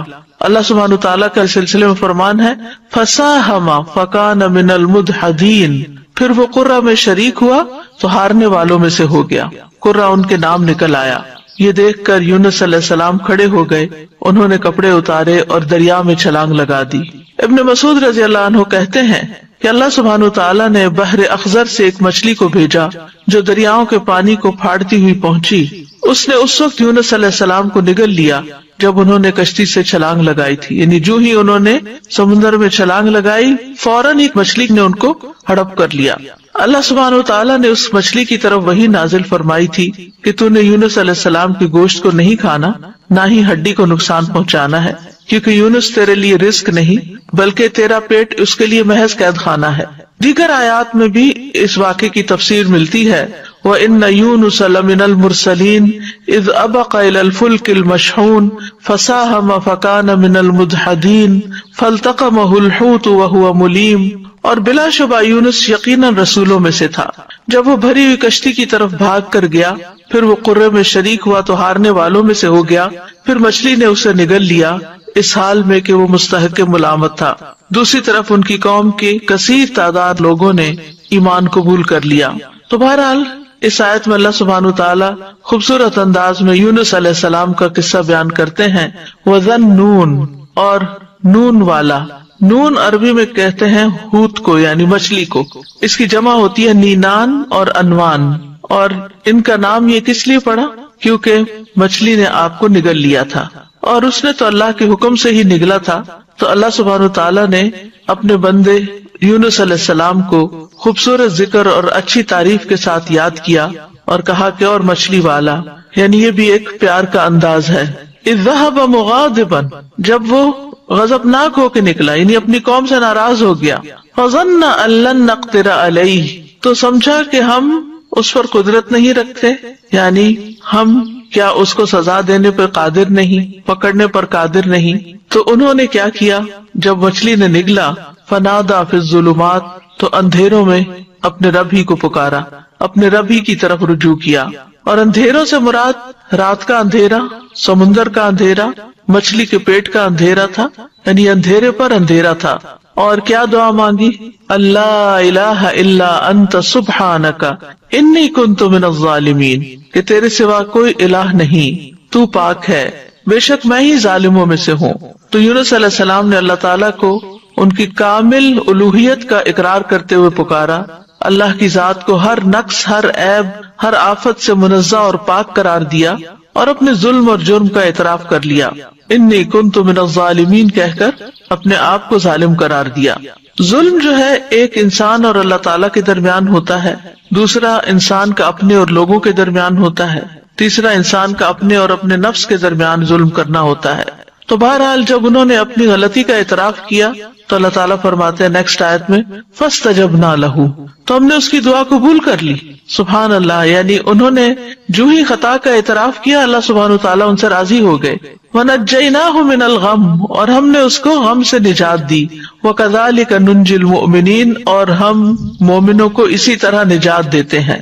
تو یہاں دراصل مومنوں کو ایمان لانے، اس پر ثابت قدم رہنے اور اس دعا کو زیادہ سے زیادہ پڑھنے کی ترغیب دی جا رہی ہے، کیونکہ وہ جان چکے ہیں کہ یونس علیہ السلام کو اس کلمے کی وجہ سے نجات ملی تھی، اور یہ ہر اس مومن کے لیے خوشخبری ہے، وعدہ ہے جو کسی بھی تکلیف اور غم میں مبتلا ہو جائے تو وہ ان الفاظ کے ساتھ اپنے رب کو پکارے تو رب ضرور اس کو اس تکلیف سے نجات دے گا، کیونکہ یہ رب کا وعدہ ہے۔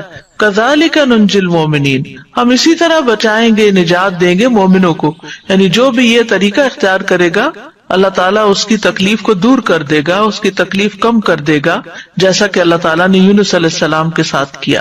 تو اس آیت میں اس بات کی دلیل ہے کہ تحلیل یعنی لا الہ الا اللہ کا پڑھنا اور تسبیح سبحانہ کا پڑھنا ہر غم کو دور کر دیتے ہیں، تکلیفوں اور پریشانیوں سے نجات دیتے ہیں۔ تو جو شخص اللہ کی کتاب پر ایمان لائے اس کے لیے یہی مناسب ہے کہ وہ اس دعا کو سختیوں میں اپنی پناہ گاہ بنائے اور خوشحالی میں اس کو اپنی سواری بنائے، اس وعدے پر بھروسہ کرتے ہوئے جو اللہ نے مومنوں کے ساتھ کیا ہے کہ وہ اس دعا کے پڑھنے والے کو قبولیت میں یونس علیہ السلام کے ساتھ ملا دیں گے، یعنی جیسے ان کو نجات ملی انہیں بھی مل جائے گی۔ یونس علیہ السلام سے ایک خطا ضرور ہوئی، لیکن انہوں نے اس کا اعتراف کیا تو اللہ سبحانہ تعالیٰ نے ان کو دوبارہ چن لیا۔ نبی صلی اللہ علیہ وسلم نے فرمایا کسی شخص کے لیے یہ کہنا جائز نہیں کہ میں یونس بن متی سے بہتر ہوں، کہ میں نے وہ غلطی نہیں کی جو ان سے ہو گئی تھی۔ تو یہ یونس علیہ السلام کی دعا ہے، لا الہ الا انت سبحانک انی کنت من الظالمین۔ نبی صلی اللہ علیہ وسلم نے فرمایا ذوالنون کی دعا جب وہ مچھلی کے پیٹ میں تھے، یعنی لا الہ الا انت سبحانک انی کنت من الظالمین، جب بھی کوئی مسلمان کسی معاملے میں ان الفاظ کے ساتھ اپنے رب سے دعا کرے وہ دعا اس کے لیے ضرور قبول ہوگی، یعنی یہ دعا کی قبولیت کا ذریعہ بھی ہے۔ یہ دکھ دور کرنے والے کلمات ہیں۔ رسول اللہ صلی اللہ علیہ وسلم نے فرمایا کیا میں تمہیں ایسی چیز نہ بتاؤں کہ جب تم میں سے کسی آدمی کو دکھ اور پریشانی اور دنیا کی آزمائشوں میں سے کوئی آزمائش آئے تو وہ اس دعا کو پڑھے تو اس کی تکلیف دور ہو جائے گی؟ تو آپ سے کہا گیا کیوں نہیں؟ آپ نے فرمایا وہ مچھلی والے کی دعا ہے، لا الہ الا انت سبحانک انی کنت من الظالمین، تیرے سوا کوئی الہ نہیں، تو پاک ہے، بے شک میں ہی ظالموں میں سے ہوں۔ طبری کہتے ہیں کہ سلف صالحین ان الفاظ کے ساتھ دعا مانگتے تھے اور اس دعا کو دعائے کرب کہا کرتے تھے، یعنی تکلیف دور کرنے والی دعا کا نام دیتے۔ اور لا الہ الا اللہ جو ہے یہ افضل ترین ذکر ہے، اس کے ذریعے بھی بندے کو پریشانیوں اور غموں سے چھٹکارا ملتا ہے۔ یہاں پر ہم دیکھتے ہیں کہ یونس علیہ السلام کچھ مانگ نہیں رہے، صرف اللہ کی تعریف کر رہے ہیں اور اپنی خطا کا اعتراف کر رہے ہیں۔ تو یاد رکھیے اہل علم کہتے ہیں کہ دعا کی دو قسمیں ہوتی ہیں، ایک دعائے ثنا اور دوسری دعائے طلب۔ ایک ہے اللہ تعالیٰ کی تعریف پر مبنی دعا اور دوسری درخواست، یعنی کچھ مانگنا اللہ سبحانہ وتعالیٰ سے یا طلب کرنا۔ تو دعائے ثنا کیا ہوتی ہے؟ جیسے یہ ہے لا الہ الا انت سبحانک انی کنت من الظالمین، اور جیسے لا الہ الا اللہ وحدہ لا شریک لہ لہ الملک ولہ الحمد وہو علی کل شیء قدیر، یہ عرفہ کے دن کی دعا ہے۔ اسی طرح ایوب علیہ السلام نے جو دعا کی تھی انی مسنی الضر وانت ارحم الراحمین، یہ بھی اللہ تعالیٰ کی حمد و ثنا ہے۔ اور دعائے طلب کیا ہے؟ جس میں انسان اللہ کا ذکر اور تعریف کر کے اس سے کچھ مانگتا ہے، یعنی اسپیسیفک دعا کرتا ہے۔ تو اس دعا میں ایک طرف لا الہ الا انت سبحانک ہے اور دوسری طرف اپنی خطا کا ارتکاب ہے۔ یاد رکھیے کہ نبی صلی اللہ علیہ وسلم سے اس دعا کی کوئی محدود گنتی وارد نہیں ہوئی۔ یونس علیہ السلام کے بارے میں بھی نہیں پتہ چلتا کہ انہوں نے کتنی دفعہ اس کو پڑھا، لیکن انہوں نے ایک دفعہ بھی جب اس کو پڑھا ہوگا پوری تڑپ کے ساتھ، پوری شدت کے ساتھ، تو اللہ سبحانہ تعالیٰ نے ان کی دعا قبول کر لی۔ تو اس لیے لازم اپنے اوپر نہ کیجئے کہ 1.25 لاکھ دفعہ ہی ضرور اس کو پڑھنا ہے یا 100 دفعہ ہی ضرور پڑھنا ہے۔ جتنی دفعہ چاہے آپ پڑھیں، چاہے 1,00,000 دفعہ پڑھیں، چاہے 100 دفعہ پڑھیں، لیکن پابندی اس کی ضروری نہیں کہ اتنا پڑھیں گے تو دعا قبول ہوگی۔ اصل چیز ہے وہ جذبہ، وہ اخلاص، وہ شوق، وہ تڑپ جس کے ساتھ انسان دعا مانگتا ہے۔ تو اس دعا کے اوپر آپ غور کریں تو اس میں سب سے پہلے لا الہ الا اللہ ہے جو کمال توحید کا بیان ہے، اور دوسرا پھر سبحانہ کا ہے جو کمال پاکیزگی کا اظہار ہے کہ اللہ تعالیٰ ہر عیب اور برائی سے پاک ہے، اور تیسرے اپنی غلطیوں کا اعتراف ہے۔ یعنی یہ 3 ایسی بہترین چیزیں اکٹھی ہو گئی ہیں کہ جس کی وجہ سے دعا قبول ہوتی ہے۔ اور پھر اس میں ان چیزوں کو دراصل وسیلہ بنایا گیا، اللہ کی توحید کا اقرار کر کے اس کو لا الہ الا اللہ کو وسیلہ بنایا گیا، تسبیح پڑھ کر وسیلہ بنایا گیا، انی کنت من الظالمین اپنی عبودیت کا اقرار کیا گیا اور اپنی غلطی کا اعتراف کیا گیا۔ تو یہ سب دراصل دعا کی قبولیت کے لیے ایک وسیلہ بن گیا۔ ابن قیم کہتے ہیں جہاں تک مچھلی والے کی دعا کا تعلق ہے تو اس میں رب عز و جل کی کمال توحید، اس کی کمال پاکیزگی پائی جاتی ہے، اور اس میں بندے کا اپنے ظلم اور گناہ کا اقرار بھی ہے، اور یہ مصیبت، پریشانی اور غم کے علاجوں میں سب سے مؤثر علاج ہے، اور حاجتوں کو پورا کرنے کے لیے اللہ سبحانہ تعالیٰ تک پہنچنے کا سب سے مؤثر وسیلہ ہے۔ اور یہاں پر توحید کی اقسام کا بھی ایک طرح سے ذکر ہے، اور اقرار بھی ہے۔ توحید کا اقرار جو ہے یہ دراصل انسان کو رب کے آگے جھکا دیتا ہے، اس سے اللہ تعالیٰ کی عظمت کا احساس انسان کے دل میں آتا ہے، اور پھر تسبیح پڑھ کر انسان اللہ سبحانہ و تعالیٰ کو انتہائی پاکیزہ قرار دیتا ہے جو کہ اس کے شایان شان ہے، اور اپنے اوپر غلطی کو لیتا ہے اور خود اپنے رب کی طرف رجوع کرتا ہے۔ اور اس میں ہم دیکھتے ہیں کہ بہت لطیف طریقے سے ظلم پر معافی کی درخواست ہے۔ انہوں نے اپنی ذات پر اپنے ظلم کا ذکر کیا، جو ظلم کی تیسری قسم ہے نا، یعنی ظلم اور انسان کا اپنا نفس۔ تو یاد رکھیے، اپنے گناہوں کا اعتراف کرنا حاجات پوری کرنے کا سب سے افضل دروازہ ہے۔ اللہ عظیم ہے، کریم ہے، اس کے آگے مسکین بن جائے، اس کے آگے فقیر بن جائے، اور ساری قوتوں کا مالک، قدرت کا مالک اسی کو سمجھیں، اور پھر اپنے رب کو تڑپ کر پکاریں، تو انشاءاللہ دعا قبول ہوگی، غم دور ہو جائیں گے، حاجات پوری ہو جائیں گی انشاءاللہ۔ ہم دیکھتے ہیں کہ سید الاستغفار جو ہے اس میں بھی انسان اپنی بندگی اور گناہوں کا اعتراف کرتا ہے اور اللہ تعالیٰ کی الوہیت کا، اللہم انت ربی لا الہ الا انت خلقتنی، اے اللہ آپ میرے رب ہیں، آپ کے علاوہ کوئی معبود نہیں، آپ نے مجھے پیدا کیا ہے، میں آپ کا بندہ ہوں۔ تو بہرحال اس میں یہ جو لا الہ الا اللہ ہے، اس دعا کے اندر لا الہ الا انت، یہ ایمان کی افضل ترین شاخ ہے۔ حدیث میں آتا ہے ایمان کی 70 یا 60 سے اوپر کچھ شاخیں ہیں، جن میں سب سے افضل لا الہ الا اللہ کہنا ہے۔ ایک اور جگہ پر آتا ہے افضل ذکر لا الہ الا اللہ ہے۔ سچے دل سے لا الہ الا اللہ پڑھا جائے تو آسمان کے دروازے کھل جاتے ہیں، یہ اللہ کی رحمت پانے کا سبب بھی ہے۔ نبی کریم صلی اللہ علیہ وسلم کی شفاعت دلانے والا کلمہ ہے۔ رسول اللہ صلی اللہ علیہ وسلم نے فرمایا، قیامت کے دن میری شفاعت کی سعادت سب سے زیادہ حاصل ہوگی اسے جس نے لا الہ الا اللہ خلوص دل سے کہا، یعنی سب سے زیادہ میری شفاعت کی سعادت اس کو ملے گی جو سچے دل سے لا الہ الا اللہ کہتا ہے۔ پھر یہ لا الہ الا اللہ مصائب سے نجات دلانے والا کلمہ ہے۔ نبی صلی اللہ علیہ وسلم نے فرمایا، جس نے لا الہ الا اللہ کہا تو ایک دن یہ کلمہ اسے مصیبتوں سے ضرور نجات دلائے گا، اس سے پہلے جو ہو چکا وہ ہو چکا۔ پھر جنت میں لے جانے والا کلمہ ہے، من مات وهو يعلم انه لا الہ الا اللہ دخل الجنہ، جو شخص اس حال میں فوت ہوا کہ وہ جانتا تھا کہ اللہ کے سوا کوئی الہ نہیں، وہ جنت میں داخل ہوگا۔ ایک اور حدیث کے مطابق اس کلمے کی وجہ سے انسان کو آگ سے نکال لیا جائے گا، اور مرنے والے کو خاص طور پر اس کی تلقین کرنی چاہیے۔ نبی صلی اللہ علیہ وسلم نے فرمایا، اپنے مرنے والوں کو لا الہ الا اللہ کی تلقین کیا کرو، کیونکہ جو شخص لا الہ الا اللہ پڑھتا ہے تو پھر جنت میں جانے سے اسے کوئی چیز روک نہیں سکتی۔ پھر سبحانہ کا جو ہے یہ تسبیح ہے، تسبیح سے تقدیر بدل جاتی ہے۔ اہل علم کا کہنا ہے، میں نے قرآن میں تسبیح کو تلاش کیا تو میں نے ایک عجیب چیز پائی، میں نے پایا کہ تسبیح تقدیر کو ٹال دیتی ہے، جیسا کہ یونس علیہ السلام کے واقعے میں ہے۔ اللہ تعالیٰ فرماتے ہیں، فلولا انہ کان من المسبحین للبث فی بطنہ الی یوم یبعثون، پھر اگر یہ بات نہ ہوتی کہ بے شک وہ تسبیح کرنے والوں میں سے تھا تو یقیناً اس کے پیٹ میں اس دن تک رہتا جس میں لوگ اٹھائے جائیں گے۔ یعنی اگر یونس علیہ السلام یہ تسبیح نہ پڑھتے تو قیامت تک مچھلی کے پیٹ میں رہتے۔ تو اس سے پتہ چلتا ہے کہ تسبیح کا مقام بہت عظیم ہے اور اتنا مؤثر اور اس درجے تک پہنچا ہوا ہے کہ اللہ تعالیٰ نے اس کی وجہ سے تقدیر کو تبدیل کر دیا، جیسا کہ یونس علیہ السلام کے اس واقعے میں ہم دیکھ رہے ہیں۔ داؤد علیہ السلام کے ساتھ پہاڑ اور پرندے بھی تسبیح کرتے تھے، ان کے ساتھ ساتھ دہراتے تھے۔ سورۃ الانبیاء میں آتا ہے، وَسَخَّرْنَا مَعَ دَاوُودَ الْجِبَالَ يُسَبِّحْنَ وَالطَّيْرَ، ہم نے داؤد کے ساتھ پہاڑوں کو مسخر کر دیا جو تسبیح کرتے تھے۔ زمین آسمان کی تمام مخلوقات تسبیحات کرتی ہیں۔ سورۃ النور میں آتا ہے، الم تر ان اللہ یسبح لہ من فی السماوات والارض، کیا آپ نے نہیں دیکھا کہ بے شک اللہ کی تسبیح کرتے ہیں جو آسمانوں اور زمین میں ہیں۔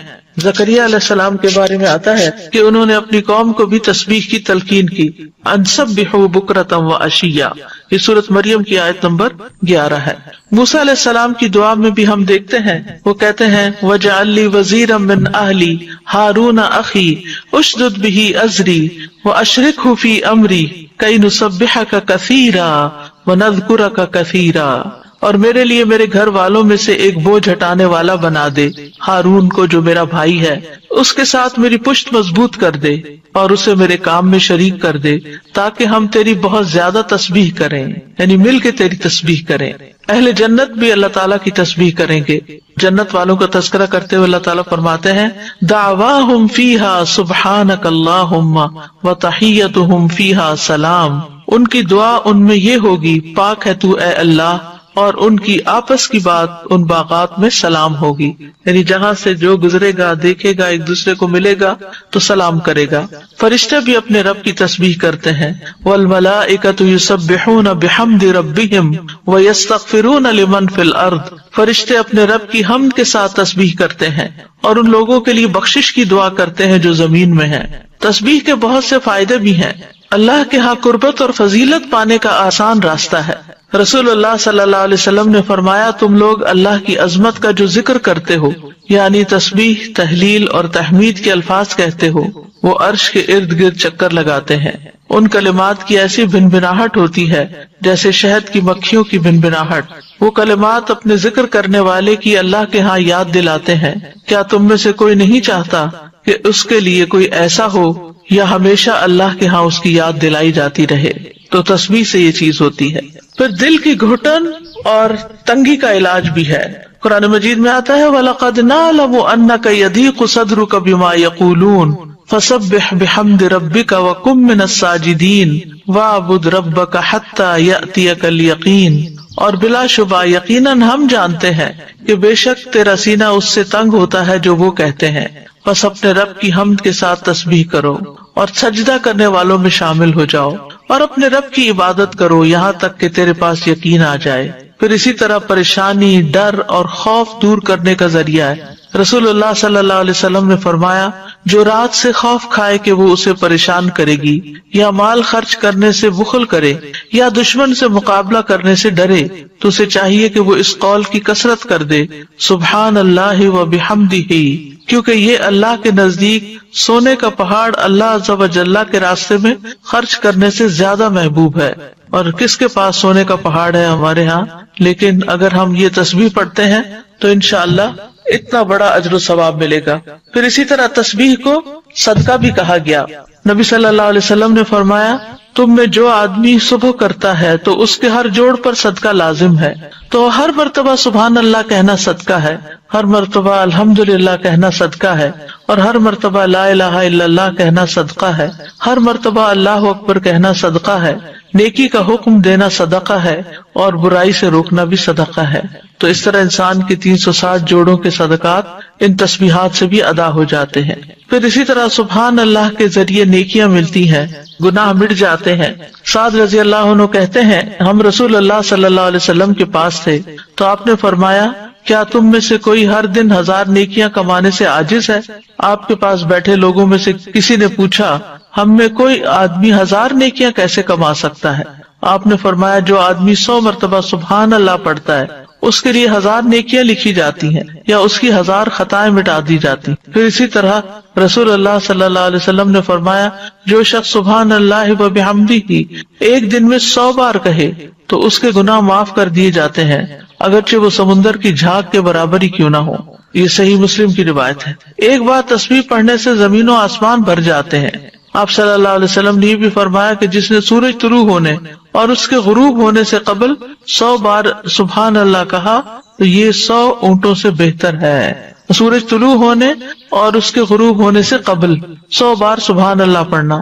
پھر بات ہوتی ہے انی کنت من الظالمین پر، کہ بے شک میں ظالموں میں سے ہوں، یعنی اپنے گناہوں کا اعتراف۔ تو یاد رکھیے جو شخص توبہ کرتا ہے اللہ تعالیٰ اس سے محبت کرتا ہے، جو اپنے گناہوں کا اعتراف کرتا ہے اللہ تعالیٰ اس سے خوش ہوتا ہے۔ قرآن مجید میں آتا ہے ان اللہ یحب التوابین ویحب المتطہرین، بے شک اللہ توبہ کرنے والوں اور پاک رہنے والوں سے محبت کرتا ہے۔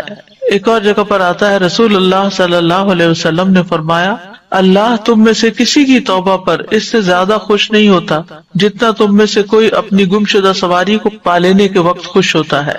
یعنی جس طرح تمہیں کھوئی ہوئی سواری اپنی مل جائے جنگل صحرا میں تو تم خوش ہو جاؤ گے کہ اب تمہاری زندگی کے بچنے کا سامان مل گیا، تو اسی طرح اللہ تعالیٰ اس سے بھی زیادہ خوش ہوتے ہیں جب کوئی شخص توبہ کرتا ہے۔ پھر توبہ کرنے سے انسان کے گناہ معاف ہو جاتے ہیں۔ نبی صلی اللہ علیہ وسلم نے فرمایا اگر تم اتنے گناہ کرو کہ تمہارے گناہ آسمان تک پہنچ جائیں پھر تم توبہ کرو تو اللہ تعالیٰ تمہیں معاف کر دے گا۔ پھر گناہوں سے توبہ کرنے والا ایسا ہے جیسے اس نے گناہ کیا ہی نہ ہو۔ استغفار اور توبہ گناہوں کا علاج ہے۔ تو اس دعا سے کیا فائدے ہمیں حاصل ہوئے؟ اس دعا میں جامع آداب بھی ہیں اور پاکیزہ کلمات بھی ہیں اور ان کے بہت زیادہ فائدے بھی ہیں۔ کبھی کسی سے براہ راست کچھ مانگنے کی بجائے اشارتاً بات کی جائے تو اس کا بھی جواز ملتا ہے، جیسے اس دعا کے اندر اشارتاً بات کی گئی ہے، ڈائریکٹ دعا نہیں کی گئی۔ پھر یہ کہ کچھ اللہ سبحانہ وتعالیٰ سے مانگتے ہوئے دعا کے آداب اور قبولیت کے اسباب کو بھی ملحوظ رکھنا چاہیے، اور وہ اس دعا میں جمع ہو گئے ہیں۔ یعنی بندہ اپنی دعاؤں میں اپنی پریشانی، اپنے غموں اور مصیبتوں کے وقت اس دعا کو کثرت سے اختیار کر لے۔ دعا میں اللہ کی توحید کا ذکر کیا جائے۔ تسبیح تکلیفوں اور پریشانیوں سے نجات کا سبب ہے۔ توحید، ایمان اور گناہوں کا اعتراف دنیا اور آخرت کی ہلاکتوں سے بچانے والا ہے۔ گناہ نعمتوں کے زوال اور عذاب کے حصول کا سبب ہے، یعنی نعمتوں کے زائل ہونے اور عذابوں کے حاصل ہونے کا، مصیبتوں کے آنے کا سب سے بڑا جو سبب ہے وہ انسان کے اپنے ہی گناہ ہیں۔ اللہ سبحانہ وتعالیٰ سے حسن ظن رکھنا چاہیے، باوجود اس کے کہ وہ نبی تھے، ان کا بڑا مقام تھا، لیکن انہیں جن حالات سے واسطہ پیش آیا تو انہوں نے اپنے آپ کو قصوروار قرار دیا، اللہ تعالیٰ کو بلیم نہیں کیا یا کسی اور کو نہیں کیا۔ پھر یہ ہے کہ انسان یہ یاد رکھے کہ اس کے اوپر جو مصیبت آتی ہے وہ انسان کی اپنی کوتاہی کی وجہ سے آتی ہے۔ اللہ سبحانہ وتعالیٰ تو ہر نقص اور عیب سے پاک ہے۔ پھر اسی طرح اس دعا سے بھی پتہ چلتا ہے کہ مخلوقات خواہ کوئی بھی مقام اور مرتبہ حاصل کر لیں وہ اللہ ہی کی محتاج ہیں۔ مخلوقات میں سب سے زیادہ بڑے درجے اور رتبے والے انبیاء ہوتے ہیں، لیکن وہ بھی اللہ کے بندے ہوتے ہیں۔ تو اس لیے کسی بھی مشکل پریشانی کے وقت انسانوں کی طرف نہیں بھاگے بلکہ اللہ کی طرف دوڑیں۔ یہ دعا جو ہے وہ خاص طور پر رنج و غم دور کرنے کی دعا ہے۔ پہلی بات تو یہ یاد رکھنی چاہیے کہ انسان کمزور پیدا کیا گیا، وَخُلِقَ الْإِنسَانُ ضَعِيفًا، اس کو تکبر زیب بھی نہیں دیتا کہ وہ جھوٹ موٹ بڑا بن کے رہے۔ انسان اللہ کا محتاج ہے۔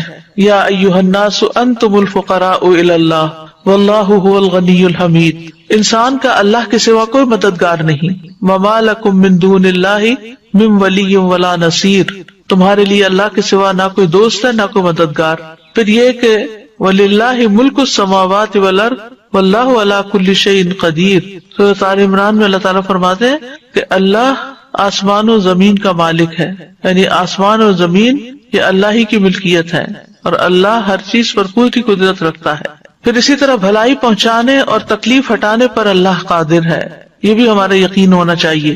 وَإِن يَمْسَسْكَ اللَّهُ بِضُرٍّ فَلَا كَاشِفَ لَهُ إِلَّا هُوَ وَإِن يَمْسَسْكَ بِخَيْرٍ فَهُوَ عَلَى كُلِّ شَيْءٍ قَدِيرٌ، اگر اللہ تجھے کوئی تکلیف پہنچائے تو اس کے سوا کوئی اسے دور کرنے والا نہیں، اور اگر وہ تجھے کوئی بھلائی پہنچائے تو وہ ہر چیز پر پوری طرح قادر ہے۔ پھر یہ کہ شفا اللہ ہی دیتا ہے۔ وَإِذَا مَرِضْتُ فَهُوَ يَشْفِينِ، اللہ ہی کو پکارنا برحق ہے۔ اللہ سے ہمیں اپنے غم اور دکھ کا اظہار کرنا چاہیے، جیسے یوسف علیہ السلام کے والد یعقوب علیہ السلام نے کہا انما اشکو بثی وحزنی الی اللہ، اپنے شکوے صرف اللہ ہی سے کرنے چاہیے اور ہر معاملے میں اللہ کی طرف بڑھنا چاہیے۔ نبی صلی اللہ علیہ وسلم نے فرمایا بے شک اللہ تعالیٰ فرماتا ہے میں اپنے بندے کے گمان کے ساتھ ہوتا ہوں جو وہ میرے ساتھ گمان رکھتا ہے، جب وہ مجھے یاد کرتا ہے میں اس کے ساتھ ہوتا ہوں، اور اگر وہ مجھے اپنے دل میں یاد کرے تو میں بھی اسے اپنے دل میں یاد کرتا ہوں، اگر وہ مجھے بھری محفل میں یاد کرے تو میں اسے اس سے بہتر محفل میں یاد کرتا ہوں، اگر وہ میری طرف ایک بالشت آئے تو میں اس کی جانب 1 گز نزدیک ہوتا ہوں، اگر وہ مجھ سے 1 گز قریب ہو تو میں اس سے 2 گز قریب ہوتا ہوں، اگر وہ میری طرف چلتا ہوا آئے تو میں دوڑتا ہوا اس کے پاس جاتا ہوں۔ یعنی اس کا مطلب کیا ہے؟ اس کا مطلب یہ ہے کہ انسان کسی بھی تکلیف، مشکل، مصیبت کے وقت اللہ سبحانہ تعالیٰ کی طرف یہ پلٹے، اس سے رجوع کرے، اس سے گڑ گڑا کر دعا کرے، اور پھر جن چیزوں کا اللہ نے حکم دیا ان کو بجا بھی لائے۔ ہمیشہ اللہ سے اچھا گمان رکھنا چاہیے، ہر حال میں اللہ سے راضی رہنا چاہیے، اللہ ہی پر بھروسہ رکھنا چاہیے۔ دوسرا یہ کہ دنیا کی فکر چھوڑ کر آخرت کی فکر کرنی چاہیے۔ نبی صلی اللہ علیہ وسلم نے فرمایا جو اپنے غموں کو ایک ہی غم بنا لے، یعنی آخرت کا غم، تو اللہ دنیا کے غموں سے اسے کفایت کرے گا۔ حدیث میں یہ آتا ہے جس شخص کا مقصد اور اس کی حرص دنیا ہو وہی اس کا ہدف بن جائے، اور اسی کی نیت وہ کرتا ہو تو اللہ تعالیٰ اس کی آنکھوں کے سامنے اس کا فقر و فاقہ کر دیتے ہیں، اس پر اس کے معاملات بکھیر دیتے ہیں، اور اس کو اس سے اتنا ہی ملتا ہے جو اس کے لیے لکھ دیا گیا ہو۔ اور جس شخص کا مقصد اور اس کی حرص آخرت ہو اور وہی اس کا ہدف بن جائے اور اسی کی نیت کرتا ہو تو اللہ تعالیٰ اس کے دل میں غنا ڈال دیتے ہیں اور اس کے معاملات کو یکجا کر دیتے ہیں اور دنیا اس کے پاس ذلیل ہو کر آتی ہے۔ تیسرے یہ کہ اجر پر نظر رکھنی چاہیے۔ نبی صلی اللہ علیہ وسلم نے فرمایا مومن مرد اور عورت پر جسمانی یا مالی یا اولاد کی طرف سے مستقل پریشانیاں آتی رہتی ہیں، یہاں تک کہ جب وہ اللہ سے ملتا ہے تو اس کا ایک گناہ بھی باقی نہیں رہتا۔ ایک اور حدیث میں آتا ہے کہ جتنی بڑی مصیبت ہوگی اتنا ہی بڑا اجر ہوگا، اور جب اللہ کسی قوم سے محبت کرتا ہے تو اس کو آزمائش میں مبتلا کر دیتا ہے۔ پھر یہ کہ مومن کے لیے ہر غم، تکلیف اور ڈپریشن بھی باعث اجر ہوتا ہے۔ نبی صلی اللہ علیہ وسلم نے فرمایا کسی مومن آدمی کے پاس جب کوئی تکلیف یا ایذا، بیماری یا رنج، یہاں تک کہ اگر اسے کوئی فکر ہی ہو تو اس سے اس کے گناہوں کا کفارہ کر دیا جاتا ہے۔ پھر اسی طرح آپ نے فرمایا کہ مسلمان کو جو بھی تکلیف پہنچتی ہے تو وہ اس کے گناہوں کا کفارہ ہو جاتی ہے، یہاں تک کہ چوٹ بھی اسے لگتی ہے یا اسے کوئی کانٹا بھی چبھتا ہے تو وہ بھی اس کے گناہوں کا کفارہ ہو جاتا ہے۔ چوتھی بات ہے مثبت مشغولیت اپنائی جائے، اچھے کام میں مصروف ہوں۔ رسول اللہ صلی اللہ علیہ وسلم نے فرمایا وہ لوگ اللہ کو زیادہ محبوب ہیں جو دوسرے لوگوں کے لیے زیادہ فائدہ مند ہوں، اور اللہ عز و جل کے ہاں سب سے زیادہ پسندیدہ اعمال یہ ہیں: نمبر 1 کسی مسلمان کو خوش کرنا، نمبر 2 اس سے کوئی تکلیف دور کرنا، نمبر 3 اس کا قرضہ چکانا، نمبر 4 اسے کھانا کھلانا، نمبر 5 اور مجھے کسی بھائی کی ضرورت پوری کرنے کے لیے اس کے ساتھ چلنا اس مسجد میں 1 مہینہ اعتکاف کرنے سے زیادہ محبوب ہے، اور جس نے اپنے غصے کو روک لیا اللہ اس کی خامیوں پر پردہ ڈال دے گا۔ پھر دوسروں کی پریشانیاں حل کرنے سے انسان کی اپنی پریشانیاں دور ہوتی ہیں۔ حدیث میں آتا ہے جو اپنے بھائی کی مدد میں لگا رہتا ہے اللہ اس کی مدد میں لگ جاتا ہے۔ 5ویں چیز ہے کثرت سے اللہ کا ذکر کرنا، کیونکہ اللہ کے ذکر سے دلوں کو اطمینان ملتا ہے، غم، دکھ، پریشانیاں دور ہوتی ہیں۔ اللہ کا ذکر زندگی دیتا ہے، ذکر سے قوت ملتی ہے۔ اللہ کا ذکر پریشانی سے نجات کا باعث بنتا ہے، شیطانی حملوں سے بچاؤ کا مضبوط قلعہ ہے۔ ذکر کے کچھ فائدے امام ابن قیم نے اپنی کتاب الوابل الصیب میں کیے ہیں۔ نمبر 1 یہ شیطان کو بھگا دیتا ہے، اس کا قلع کما کرتا ہے، اس کی قوت کو توڑ دیتا ہے۔ نمبر 2 یہ رحمان عز و جل کو راضی کرتا ہے۔ نمبر 3 یہ دل سے غم اور پریشانی کو دور کرتا ہے۔ نمبر 4 یہ دل کے لیے فرحت، مسرت اور خوشی کھینچ لاتا ہے۔ نمبر 5 یہ دل اور جسم کو طاقت بخشتا ہے۔ نمبر 6 یہ دل اور چہرے کو منور کرتا ہے۔ نمبر 7 یہ دل کو کھینچ لاتا ہے۔ نمبر 8 یہ ذکر کرنے والے کو روب، حلاوت اور تازگی کا لباس پہناتا ہے۔ تو یہ ہیں کچھ فائدے جو انہوں نے مشاہدات سے اخذ کیے ہیں۔ اس سے یہ پتہ چلتا ہے کہ پریشانیوں میں انسان کو اللہ ہی کی طرف رجوع کر کے اللہ ہی کے ذکر کی کثرت کرنی چاہیے، اور پھر نماز سے بھی مدد حاصل کی جائے، کیونکہ نماز سے مدد لینے سے خوف اور غم دور ہو جاتے ہیں۔ نماز اللہ سبحانہ وتعالیٰ کے قریب ہونے کا بہترین ذریعہ ہے۔ غم اور پریشانی میں نماز کا سہارا لینا چاہیے۔ نمازوں کی حفاظت کرنے سے اللہ کی حفاظت ملتی ہے، خصوصاً فجر کی نماز کی حفاظت کرنے والا اللہ کی حفاظت میں ہوتا ہے۔ چاشت کی 4 رکعت پڑھنا دن بھر کے لیے کافی ہو جاتی ہے۔ 7ویں چیز اس سے بڑی مصیبت کو یاد کرنا، یعنی جب کوئی مصیبت آئے تو سوچے کہ اس سے بڑی بھی آ سکتی تھی، تو دل میں شکر پیدا ہوگا، اور جو شکر ادا کرتا ہے اللہ تعالیٰ اس کی نعمت کو محفوظ رکھتے ہیں اور اس کو اس سے بھی بہتر عطا کرتے ہیں۔ پھر یہ کہ اپنے سے نیچے والوں کو دیکھا جائے، انبیاء کی آزمائشوں تکلیفوں کے بارے میں جانا جائے تاکہ ہمیں اپنی تکلیفیں بہت بڑی نہ لگے۔ کرنے کے کچھ کام ہیں، ایک تو یہی آیت کریمہ ہے، پھر دوسری اللہ اللہ ربی لا اشرک بہ شیئا، پھر لا الہ الا اللہ العظیم الحلیم، لا الہ الا اللہ رب العرش العظیم، لا الہ الا اللہ رب السماوات و رب الارض و رب العرش الکریم۔ پھر ہم و غم سے پناہ مانگنے کی دعا، اللہم انی اعوذ بک من الہم والحزن والعجز والکسل والبخل والجبن ودلع الدین وغلبۃ الرجال۔ اے اللہ میں تیری پناہ مانگتا ہوں دکھ، غم، عاجزی، سستی، بخل، بزدلی، قرض کے بوجھ اور لوگوں کے اپنے اوپر غلبے سے۔ انس بن مالک کہتے ہیں نبی صلی اللہ علیہ وسلم کو جب کوئی انتہائی پریشان معاملہ آتا تو آپ فرماتے یا حی یا قیوم برحمتک استغیث، اے زندہ اور اے قائم رہنے والے میں تیری رحمت کے وسیلے سے فریاد کرتا ہوں۔ اور اس دعا کو تو دعائے کرب کہا گیا ہے یا دعوات المکروب جس کو کہتے ہیں۔ اللہم رحمتک ارجو فلا تکلنی الی نفسی طرفۃ عین واصلح لی شانی کلہ لا الہ الا انت۔ پھر گھبراہٹ کے وقت کی دعا ہے اعوذ بکلمات اللہ التامۃ من غضبہ وشر عبادہ ومن ہمزات الشیاطین وان یحضرون۔ اور کرنے کے کام یہ ہے یونس علیہ السلام کی یہ دعا کثرت سے پڑھیں، یعنی کوئی دن زندگی کا ایسا نہ جائے کہ جس میں یہ دعا نہ پڑھی جائے۔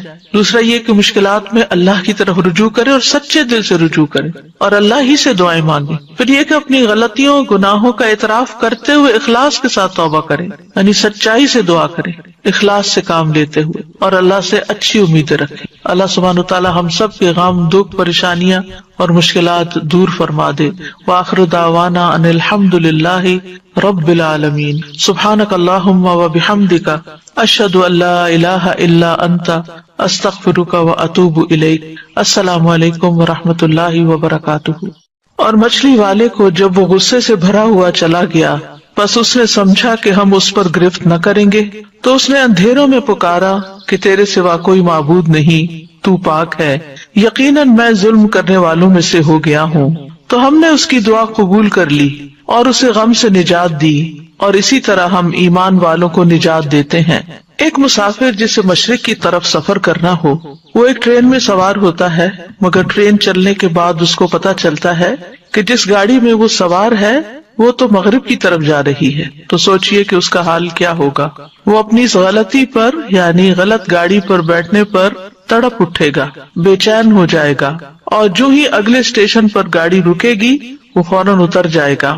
مومن کا بھی یہی حال ہوتا ہے، جب اس سے کوئی ایسی غلطی ہو جاتی ہے جو اسے صراط مستقیم سے ہٹا دیتی ہے، وہ کسی دوسرے راستے پر چل دیتا ہے جو آخرت میں نقصان دینے والا ہے، تو وہ تڑپ اٹھتا ہے، نہایت شرمندہ ہو کر اپنے رب کے حضور گڑ گڑا کر اپنی غلطی کا اعتراف کر کے دوبارہ سیدھے رستے پر آ جاتا ہے۔ مومن وہی ہے جو غلطی کر کے پلٹ آئے، توبہ کر لے، اپنے رب کو راضی کر لے، حتیٰ کہ رب اس سے راضی ہو جائے۔ دعا کی قبولیت کے لیے لازمی شرط ہے کہ آدمی سنجیدگی اور توجہ سے دعا مانگے، پورے دل سے مانگے اور اپنے قول و قرار پر غور کرے، اور جب انسان کے دل اور زبان میں موافقت پیدا ہو جاتی ہے تو دعائیں قبول ہونے لگتی ہیں، مشکلات حل ہو جاتی ہیں، رنج و غم سے نجات مل جاتی ہے۔ وَظَنُّونِ إِذْ ذَهَبَ مُغَاضِبًا فَظَنَّ أَن لَّن نَّقْدِرَ عَلَيْهِ فَنَادَىٰ فِي الظُّلُمَاتِ أَن لَّا إِلَٰهَ إِلَّا أَنتَ لا الہ الا انت سبحانک انی کنت من الظالمین فاستجبنا له ونجیناہ من الغم وکذالک ننجی المؤمنین۔ یہ آیت جو آپ کے سامنے پڑھی گئی ہے، لا الہ الا انت سبحانک، اس آیت کو آیت کریمہ بھی کہا جاتا ہے۔ یہ سورۃ الانبیاء کی آیت نمبر 87 ہے۔ اس میں یونس علیہ السلام کا واقعہ بیان کیا گیا ہے۔ یہ واقعہ اس جگہ کے علاوہ سورۃ صافات اور سورۃ قلم میں بھی بیان کیا گیا ہے۔ اللہ سبحانہ تعالیٰ نے نینوا والوں جو عراق کا علاقہ ہے اس میں تقریباً 8ویں صدی قبل مسیح یونس علیہ السلام کو بھیجا۔ آپ نے انہیں اللہ کے دین کی دعوت دی، مگر انہوں نے اسے قبول کرنے سے انکار کرتے ہوئے اپنے کفر پر اصرار کیا۔ یونس علیہ السلام اپنے لوگوں سے ناراض ہو کر چلے گئے اور وعدہ کر گئے کہ 3 دن بعد اللہ کا عذاب آ جائے گا۔ جب ان لوگوں کو یہ بات ثابت ہو گئی اور وہ سمجھ گئے کہ نبی جھوٹ نہیں بولا کرتے، تو وہ اپنے بچوں، چوپایوں، مویشیوں کو لے کر صحرا کی طرف نکل گئے۔ انہوں نے ماں اور ان کے بچوں کو الگ الگ کر دیا اور پھر اللہ عز و جل کے حضور آہوزاری کی۔ اونٹ اور ان کے بچے بلبلانے لگے، گائیں اور ان کے بچے ڈکرانے لگے، اور بھیڑ بکریاں اور ان کے بچے ممیانے لگے، تو اللہ نے ان سے عذاب کو دور کر دیا۔ یونس علیہ السلام کی قوم سے عذاب ٹل گیا، انہوں نے عذاب اپنی آنکھوں سے دیکھا، لیکن ایمان لانے پر، توبہ کرنے پر، اللہ کی طرف سچے دل سے پلٹنے پر اللہ سبحانہ تعالیٰ نے ان سے عذاب ٹال دیا۔ اللہ تعالیٰ کا فرمان ہے فَلَوْلَا كَانَتْ قَرْيَةٌ آمَنَتْ فَنَفَعَهَا إِيمَانُهَا إِلَّا قَوْمَ يُونُسَ لَمَّا آمَنُوا كَشَفْنَا عَنْهُمْ عَذَابَ الْخِزْيِ فِي الْحَيَاةِ الدُّنْيَا وَمَتَّعْنَاهُمْ إِلَىٰ حِينٍ۔ سو کوئی ایسی بستی کیوں نہ ہوئی جو ایمان لائی ہو، پھر اس کے ایمان لانے نے اسے نفع دیا ہو۔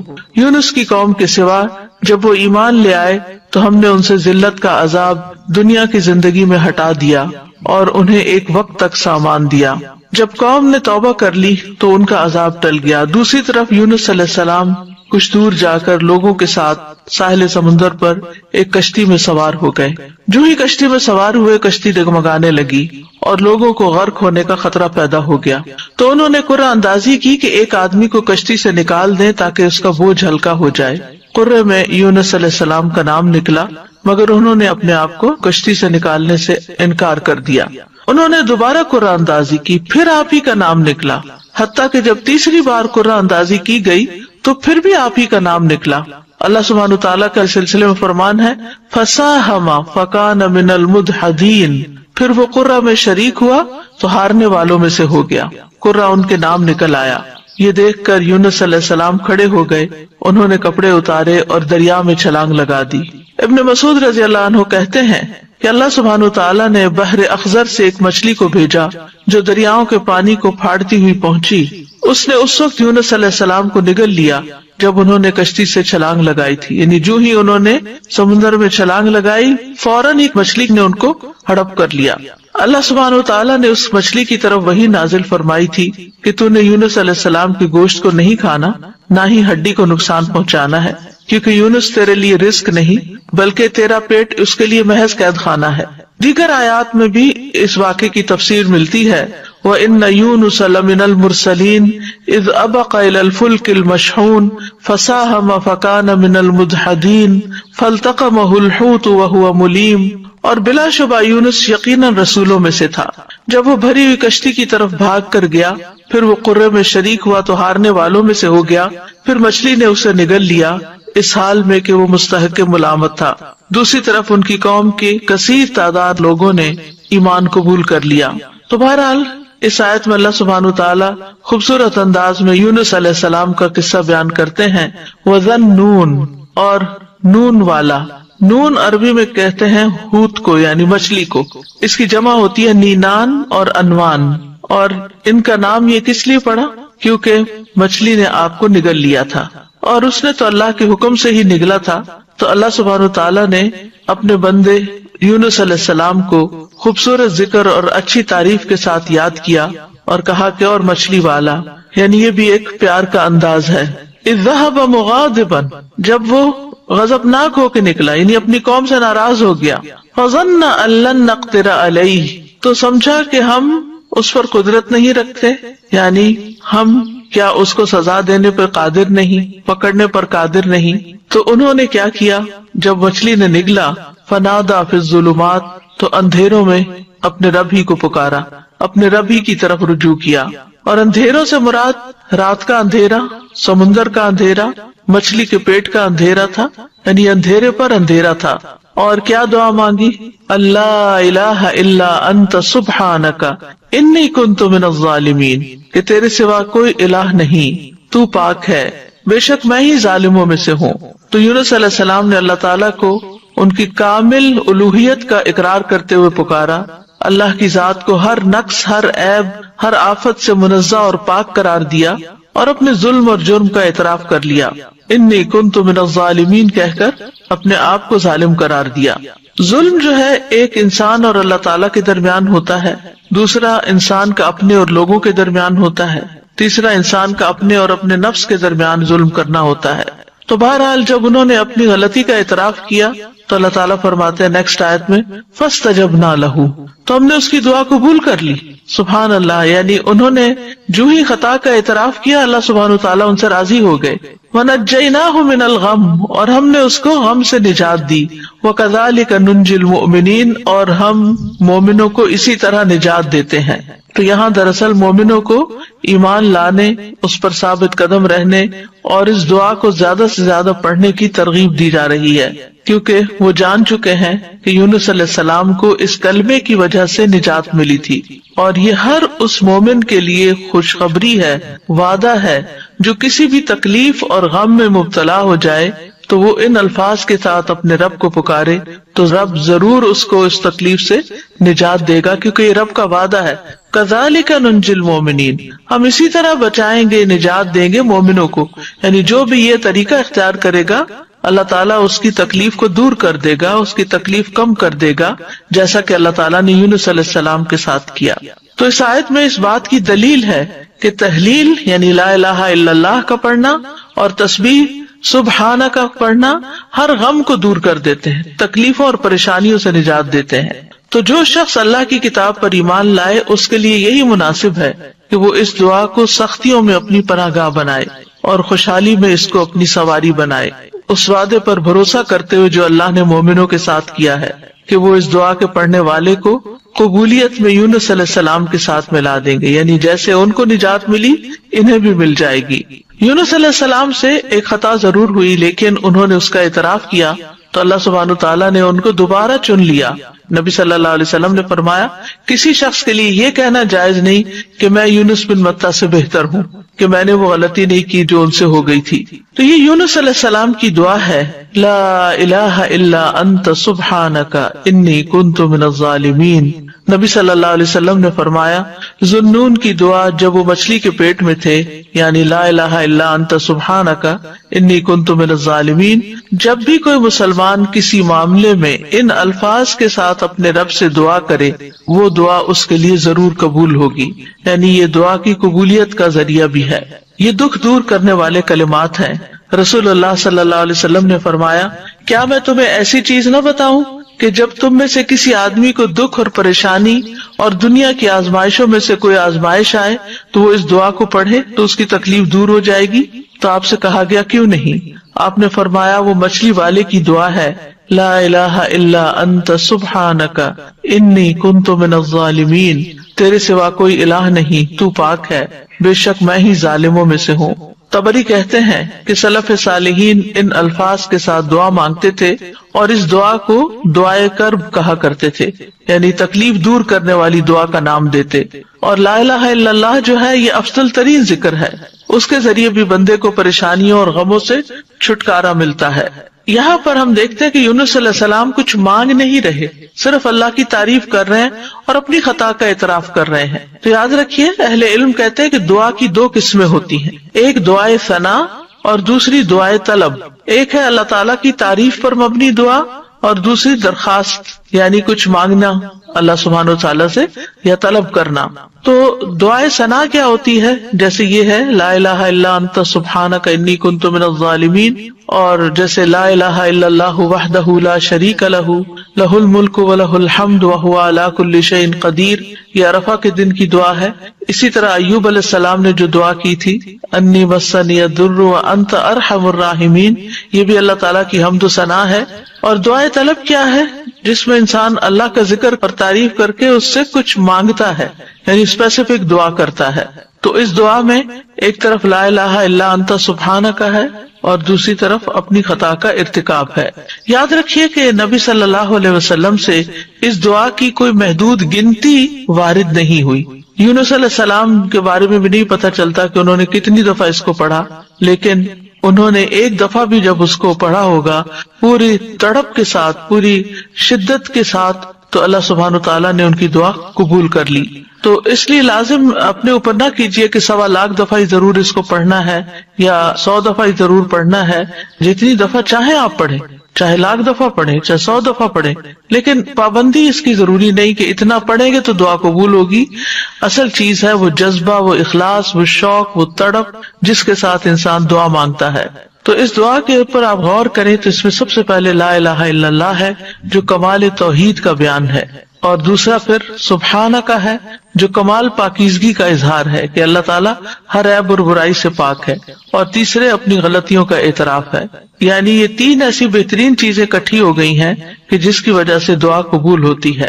اور پھر اس میں ان چیزوں کو دراصل وسیلہ بنایا گیا، اللہ کی توحید کا اقرار کر کے اس کو لا الہ الا اللہ کو وسیلہ بنایا گیا، تسبیح پڑھ کر وسیلہ بنایا گیا، انی کنت من الظالمین اپنی عبودیت کا اقرار کیا گیا اور اپنی غلطی کا اعتراف کیا گیا۔ تو یہ سب دراصل دعا کی قبولیت کے لیے ایک وسیلہ بن گیا۔ ابن قیم کہتے ہیں جہاں تک مچھلی والے کی دعا کا تعلق ہے تو اس میں رب عز و جل کی کمال توحید، اس کی کمال پاکیزگی پائی جاتی ہے، اور اس میں بندے کا اپنے ظلم اور گناہ کا اقرار بھی ہے، اور یہ مصیبت، پریشانی اور غم کے علاجوں میں سب سے مؤثر علاج ہے۔ اور حاجتوں کو پورا کرنے کے لیے اللہ سبحانہ تعالیٰ تک پہنچنے کا سب سے مؤثر وسیلہ ہے۔ اور یہاں پر توحید کی اقسام کا بھی ایک طرح سے ذکر ہے اور اقرار بھی ہے۔ توحید کا اقرار جو ہے یہ دراصل انسان کو رب کے آگے جھکا دیتا ہے، اس سے اللہ تعالیٰ کی عظمت کا احساس انسان کے دل میں آتا ہے، اور پھر تسبیح پڑھ کر انسان اللہ سبحانہ تعالیٰ کو انتہائی پاکیزہ قرار دیتا ہے جو کہ اس کے شایان شان ہے، اور اپنے اوپر غلطی کو لیتا ہے اور خود اپنے رب کی طرف رجوع کرتا ہے۔ اور اس میں ہم دیکھتے ہیں کہ بہت لطیف طریقے سے ظلم پر معافی کی درخواست ہے۔ انہوں نے اپنی ذات پر اپنے ظلم کا ذکر کیا، جو ظلم کی تیسری قسم ہے نا، یعنی ظلم اور انسان کا اپنا نفس۔ تو یاد رکھیے، اپنے گناہوں کا اعتراف کرنا حاجات پوری کرنے کا سب سے افضل دروازہ ہے۔ اللہ عظیم ہے، کریم ہے، اس کے آگے مسکین بن جائے، اس کے آگے فقیر بن جائے، اور ساری قوتوں کا مالک، قدرت کا مالک اسی کو سمجھیں، اور پھر اپنے رب کو تڑپ کر پکاریں، تو انشاءاللہ دعا قبول ہوگی، غم دور ہو جائیں گے، حاجات پوری ہو جائیں گی انشاءاللہ۔ ہم دیکھتے ہیں کہ سید الاستغفار جو ہے اس میں بھی انسان اپنی بندگی اور گناہوں کا اعتراف کرتا ہے اور اللہ تعالیٰ کی الوہیت کا، اللہم انت ربی لا الہ الا انت خلقتنی، اے اللہ آپ میرے رب ہیں، آپ کے علاوہ کوئی معبود نہیں، آپ نے مجھے پیدا کیا ہے، میں آپ کا بندہ ہوں۔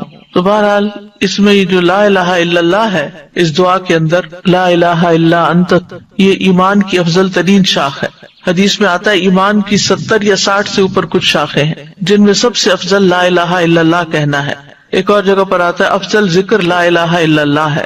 سچے دل سے لا الہ الا اللہ پڑھا جائے تو آسمان کے دروازے کھل جاتے ہیں، یہ اللہ کی رحمت پانے کا سبب بھی ہے۔ نبی کریم صلی اللہ علیہ وسلم کی شفاعت دلانے والا کلمہ ہے۔ رسول اللہ صلی اللہ علیہ وسلم نے فرمایا، قیامت کے دن میری شفاعت کی سعادت سب سے زیادہ حاصل ہوگی اسے جس نے لا الہ الا اللہ خلوص دل سے کہا، یعنی سب سے زیادہ میری شفاعت کی سعادت اس کو ملے گی جو سچے دل سے لا الہ الا اللہ کہتا ہے۔ پھر یہ لا الہ الا اللہ مصائب سے نجات دلانے والا کلمہ ہے۔ نبی صلی اللہ علیہ وسلم نے فرمایا، جس نے لا الہ الا اللہ کہا تو ایک دن یہ کلمہ اسے مصیبتوں سے ضرور نجات دلائے گا، اس سے پہلے جو ہو چکا وہ ہو چکا۔ پھر جنت میں لے جانے والا کلمہ ہے، من مات وهو يعلم انه لا الہ الا اللہ دخل الجنہ، جو شخص اس حال میں فوت ہوا کہ وہ جانتا تھا کہ اللہ کے سوا کوئی الہ نہیں، وہ جنت میں داخل ہوگا۔ ایک اور حدیث کے مطابق اس کلمے کی وجہ سے انسان کو آگ سے نکال لیا جائے گا، اور مرنے والے کو خاص طور پر اس کی تلقین کرنی چاہیے۔ نبی صلی اللہ علیہ وسلم نے فرمایا، اپنے مرنے والوں کو لا الہ الا اللہ کی تلقین کیا کرو، کیونکہ جو شخص لا الہ الا اللہ پڑھتا ہے تو پھر جنت میں جانے سے اسے کوئی چیز روک نہیں سکتی۔ پھر سبحانہ کا جو ہے یہ تسبیح ہے، تسبیح سے تقدیر بدل جاتی ہے۔ اہل علم کا کہنا ہے، میں نے قرآن میں تسبیح کو تلاش کیا تو میں نے ایک عجیب چیز پائی، میں نے پایا کہ تسبیح تقدیر کو ٹال دیتی ہے، جیسا کہ یونس علیہ السلام کے واقعے میں ہے۔ اللہ تعالیٰ فرماتے ہیں، فلولا انہ کان من المسبحین للبث فی بطنہ الی یوم یبعثون، پھر اگر یہ بات نہ ہوتی کہ بے شک وہ تسبیح کرنے والوں میں سے تھا تو یقیناً اس کے پیٹ میں اس دن تک رہتا جس میں لوگ اٹھائے جائیں گے۔ یعنی اگر یونس علیہ السلام یہ تسبیح نہ پڑھتے تو قیامت تک مچھلی کے پیٹ میں رہتے۔ تو اس سے پتہ چلتا ہے کہ تسبیح کا مقام بہت عظیم ہے اور اتنا مؤثر اور اس درجے تک پہنچا ہوا ہے کہ اللہ تعالیٰ نے اس کی وجہ سے تقدیر کو تبدیل کر دیا، جیسا کہ یونس علیہ السلام کے اس واقعے میں ہم دیکھ رہے ہیں۔ داؤد علیہ السلام کے ساتھ پہاڑ اور پرندے بھی تسبیح کرتے تھے، ان کے ساتھ ساتھ دہراتے تھے۔ سورۃ الانبیاء میں آتا ہے، وَسَخَّرْنَا مَعَ دَاوُودَ الْجِبَالَ يُسَبِّحْنَ وَالطَّيْرَ، ہم نے داؤد کے ساتھ پہاڑوں کو مسخر کر دیا جو تسبیح کرتے تھے۔ زمین آسمان کی تمام مخلوقات تسبیحات کرتی ہیں۔ سورۃ النور میں آتا ہے، الم تر ان اللہ یسبح لہ من فی السماوات والارض، کیا آپ نے نہیں دیکھا کہ بے شک اللہ کی تسبیح کرتے ہیں جو آسمانوں اور زمین میں ہیں۔ زکریا علیہ السلام کے بارے میں آتا ہے کہ انہوں نے اپنی قوم کو بھی تسبیح کی تلقین کی، ان سبحوا بکرۃ و عشیا، یہ سورۃ مریم کی آیت نمبر 11 ہے۔ موسیٰ علیہ السلام کی دعا میں بھی ہم دیکھتے ہیں، وہ کہتے ہیں وَاجْعَل لِّي وَزِيرًا مِّنْ أَهْلِي هَارُونَ أَخِي اشْدُدْ بِهِ أَزْرِي وَأَشْرِكْهُ فِي أَمْرِي كَيْ نُسَبِّحَكَ كَثِيرًا وَنَذْكُرَكَ كَثِيرًا، اور میرے لیے میرے گھر والوں میں سے ایک بوجھ ہٹانے والا بنا دے، ہارون کو جو میرا بھائی ہے، اس کے ساتھ میری پشت مضبوط کر دے اور اسے میرے کام میں شریک کر دے، تاکہ ہم تیری بہت زیادہ تسبیح کریں، یعنی مل کے تیری تسبیح کریں۔ اہل جنت بھی اللہ تعالیٰ کی تسبیح کریں گے۔ جنت والوں کا تذکرہ کرتے ہوئے اللہ تعالیٰ فرماتے ہیں دعواہم فیہا سبحانک اللہم وتحیتہم فیہا سلام، ان کی دعا ان میں یہ ہوگی پاک ہے تو اے اللہ، اور ان کی آپس کی بات ان باغات میں سلام ہوگی، یعنی جہاں سے جو گزرے گا دیکھے گا ایک دوسرے کو ملے گا تو سلام کرے گا۔ فرشتے بھی اپنے رب کی تسبیح کرتے ہیں، والملائکۃ یسبحون بحمد ربہم ویستغفرون لمن فی الارض، فرشتے اپنے رب کی حمد کے ساتھ تسبیح کرتے ہیں اور ان لوگوں کے لیے بخشش کی دعا کرتے ہیں جو زمین میں ہیں۔ تسبیح کے بہت سے فائدے بھی ہیں۔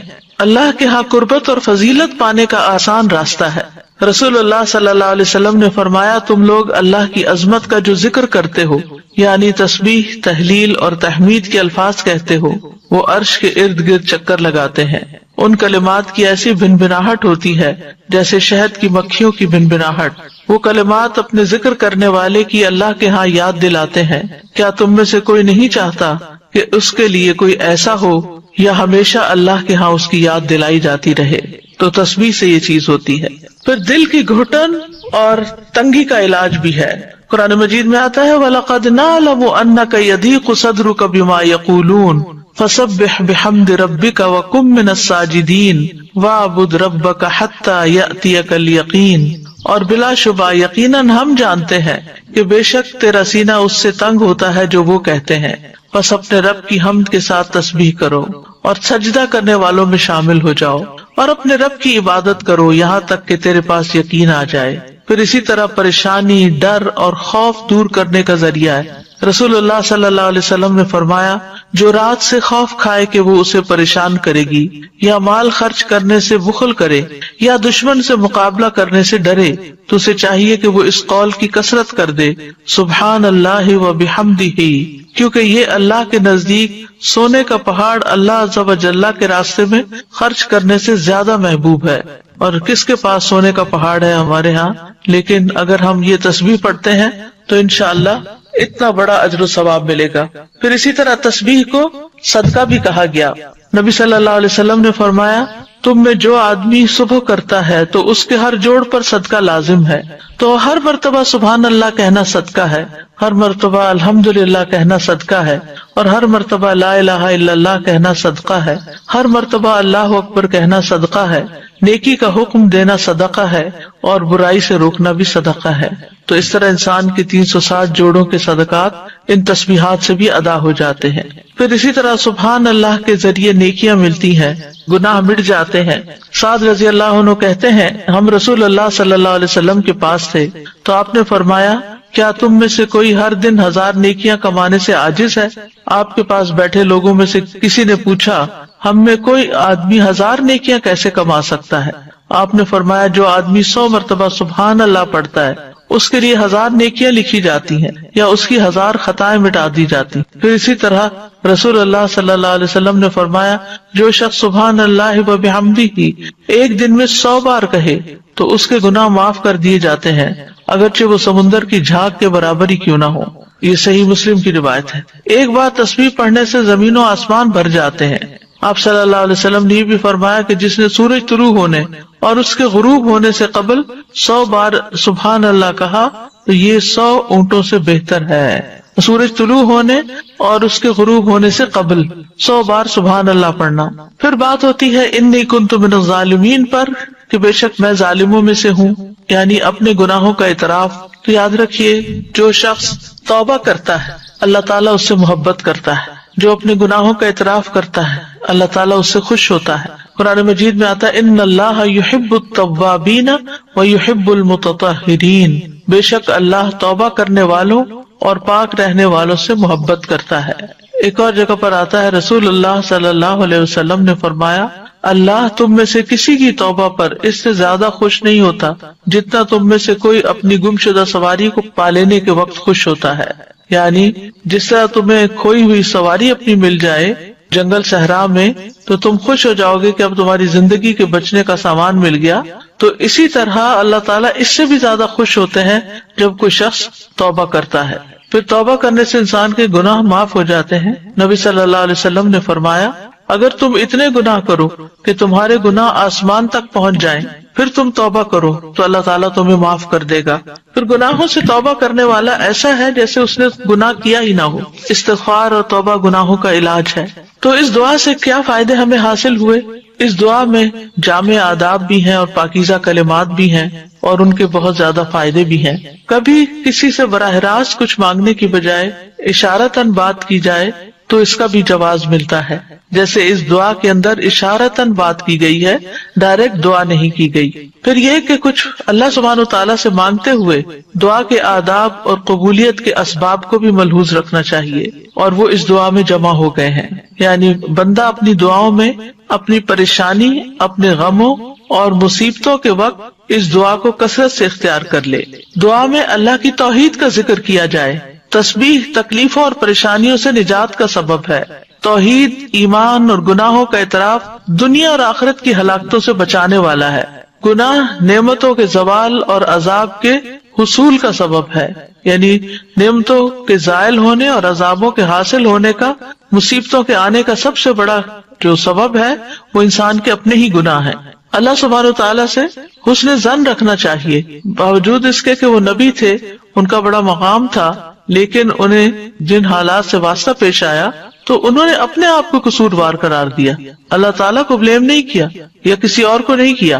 پھر یہ ہے کہ انسان یہ یاد رکھے کہ اس کے اوپر جو مصیبت آتی ہے وہ انسان کی اپنی کوتاہی کی وجہ سے آتی ہے۔ اللہ سبحانہ وتعالیٰ تو ہر نقص اور عیب سے پاک ہے۔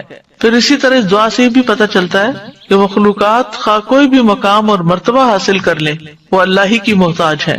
مخلوقات میں سب سے زیادہ بڑے درجے اور رتبے والے انبیاء ہوتے ہیں، لیکن وہ بھی اللہ کے بندے ہوتے ہیں۔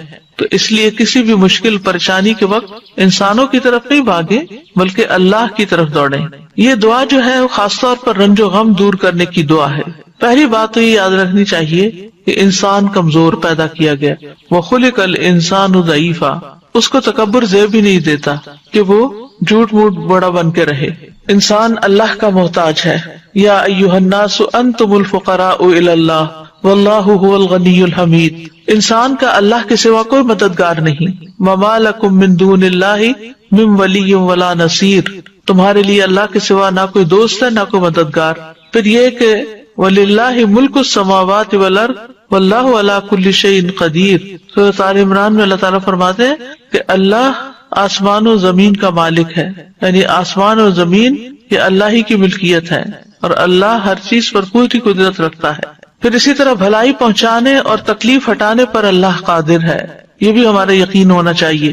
وَإِن يَمْسَسْكَ اللَّهُ بِضُرٍّ فَلَا كَاشِفَ لَهُ إِلَّا هُوَ وَإِن يَمْسَسْكَ بِخَيْرٍ فَهُوَ عَلَى كُلِّ شَيْءٍ قَدِيرٌ، اگر اللہ تجھے کوئی تکلیف پہنچائے تو اس کے سوا کوئی اسے دور کرنے والا نہیں، اور اگر وہ تجھے کوئی بھلائی پہنچائے تو وہ ہر چیز پر پوری طرح قادر ہے۔ پھر یہ کہ شفا اللہ ہی دیتا ہے۔ وَإِذَا مَرِضْتُ فَهُوَ يَشْفِينِ، اللہ ہی کو پکارنا برحق ہے۔ اللہ سے ہمیں اپنے غم اور دکھ کا اظہار کرنا چاہیے، جیسے یوسف علیہ السلام کے والد یعقوب علیہ السلام نے کہا انما اشکو بثی وحزنی الی اللہ، اپنے شکوے صرف اللہ ہی سے کرنے چاہیے اور ہر معاملے میں اللہ کی طرف بڑھنا چاہیے۔